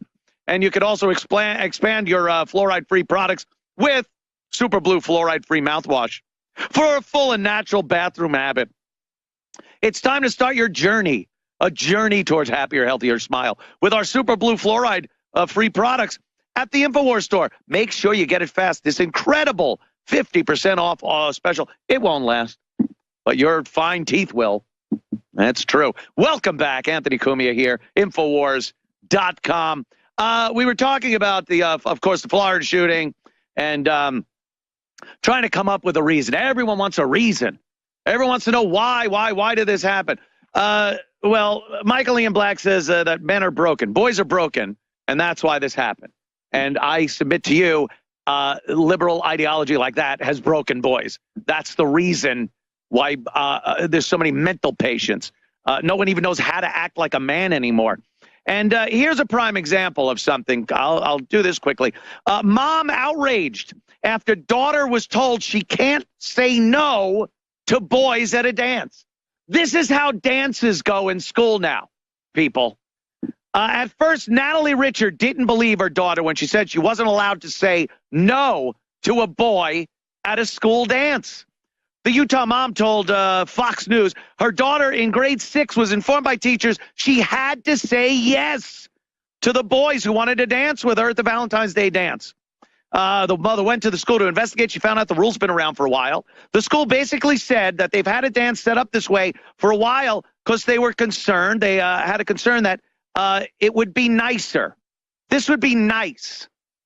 And the boys, you would have no one feeling rejected. And Michael Ian Black is telling us we're broke and schools are doing this. This is how you break people. It's called rejection. And you better learn it early, kids. You better learn it early because it will be a huge part of your life. Rejection in love, in business, everything. You will see rejection. And if you don't know how to handle it, you're going to go off and you're going to freak out. And boy, with this whole Me Too thing, isn't it odd that they're telling guys that girls have to say yes? It's so counterintuitive to everything they're saying. Then he gets down to the real world. He asks the girl if she wants to go out, or maybe they have gone out and they want to get a little intimate. She says no. He's like, well, they taught me that you can't say no. School says yes. It's insanity. And this is the type of moronic ideology that is driving men batty. And young men's minds are already batty. They're full of hormones and thoughts and everything else. So you start twisting it around and making it even more confusing. And you're going to end up with some real mental patients that might do some damage. How about you let him ask a girl, work up the balls to ask a girl out. And if she says no, well, now you got to deal with that. It's not easy, but such is life. Quickly, before we finish up, look, before 9/11, I remember before 9/11, kids. Let Grandpa wax fantastic about the old days. I remember these times. There was a time in, I believe, when I was a child, my daddy actually walked me into an airplane. Walked me right in. He didn't have a ticket. I was going somewhere. I had a business trip at 7. I had somewhere to go. My father was literally able to walk up to the plane, and there I was, and then he left. Well, things happened, and it made that impossible. And now, after 9/11, you see it. There's people, military, armed with automatic weapons at our airports, and we don't even bat an eye anymore. Security dogs, the security you got to go through is, it's like a juggling act, and that is the new normal. Well, we'd all like to think that school is like little Nellie Olson and the Ingalls kids going off to the one-room schoolhouse with their lunch pails. Well, that just isn't it anymore. We need security at the schools. You're talking about saving kids. We need security at the schools. And I'm not just talking about armed people that are armed, whether it's trained administrators or actual guards that are carrying concealed weapons as part of the whole thing. But we need a security ritual at schools that will keep these people from getting in. A school should be a locked down area. There is apparently precious cargo inside. And it's treated like an open door policy where anyone can walk in. This has to stop. Sad about it? Sorry. Eliminating guns isn't going to do it. Trying to weed out nuts ain't going to do it. You have to do it at the source. Where are school shootings happening? At school. They're buildings with doors on them. Make sure these people aren't getting in. That seems reasonable. That seems like something we don't have to eliminate an amendment of our Constitution for. How are we going to pay for it? How are we going to pay for it? How are we going to pay for it? That's what I'm hearing on Twitter. How are we going to pay for it? I am an avid shooter. I am a gun collector. I am a staunch Second Amendment rights advocate. I would be willing to pay an extra tax on guns and ammunition that would specifically go to school security. How's that? Oh, by the way, within 2 years, some corrupt politician will line his pockets and cronies' pockets with it and turn it into something for his agenda. But to start, it sounds good. I am absolutely willing to pay a tax on my guns and my ammunition that specifically only goes to setting up security in schools to prevent it. We pay more in taxes and airfare and whatever else it took to get our security at airports after 9/11. We ate it, we realized it was an issue, and we dealt with it. We can do this at schools. Like I said, we know where this happens. At school. So secure the schools. If it upsets you as a parent that your kid is going into what you deem as some armed encampment now, relax. They're going to go in, they're going to learn, and it'll be safer. But these are the times we live in. You could argue the point of why we live in these times until I'm nauseous. And I'm nauseous. We could argue it forever. But the bottom line is we are living in these times, and something does need to be done about it. And security should be the first and foremost at this point. It's a solution that could be implemented very quickly. It can't be infiltrated by black market weapons after a ban, because that's all that would happen if you ban certain weapons. And we can't depend on lunatics to adhere to our laws and live in a civilized society. So parents, I apologize, but it does seem the only way to keep your kids from being shot in school is to keep people from getting into these schools that want to shoot your kids. And considering that 99.9% of a school is a building and the rest are doors, put the security at the doors and relax and then you can relax that your kids are safe. But it's something that needs to be done. Well, continue your argument on Twitter. I'm going out tonight. I've had it. And we'll be back here in a couple of weeks. Thank you to Alex Jones and all the fine people at Infowars.com. I'm Anthony Cumia. You can catch me at CompoundMedia.com from 4 to 6 p.m. Monday through Thursday. Thank you, and we'll see you again in 2 weeks.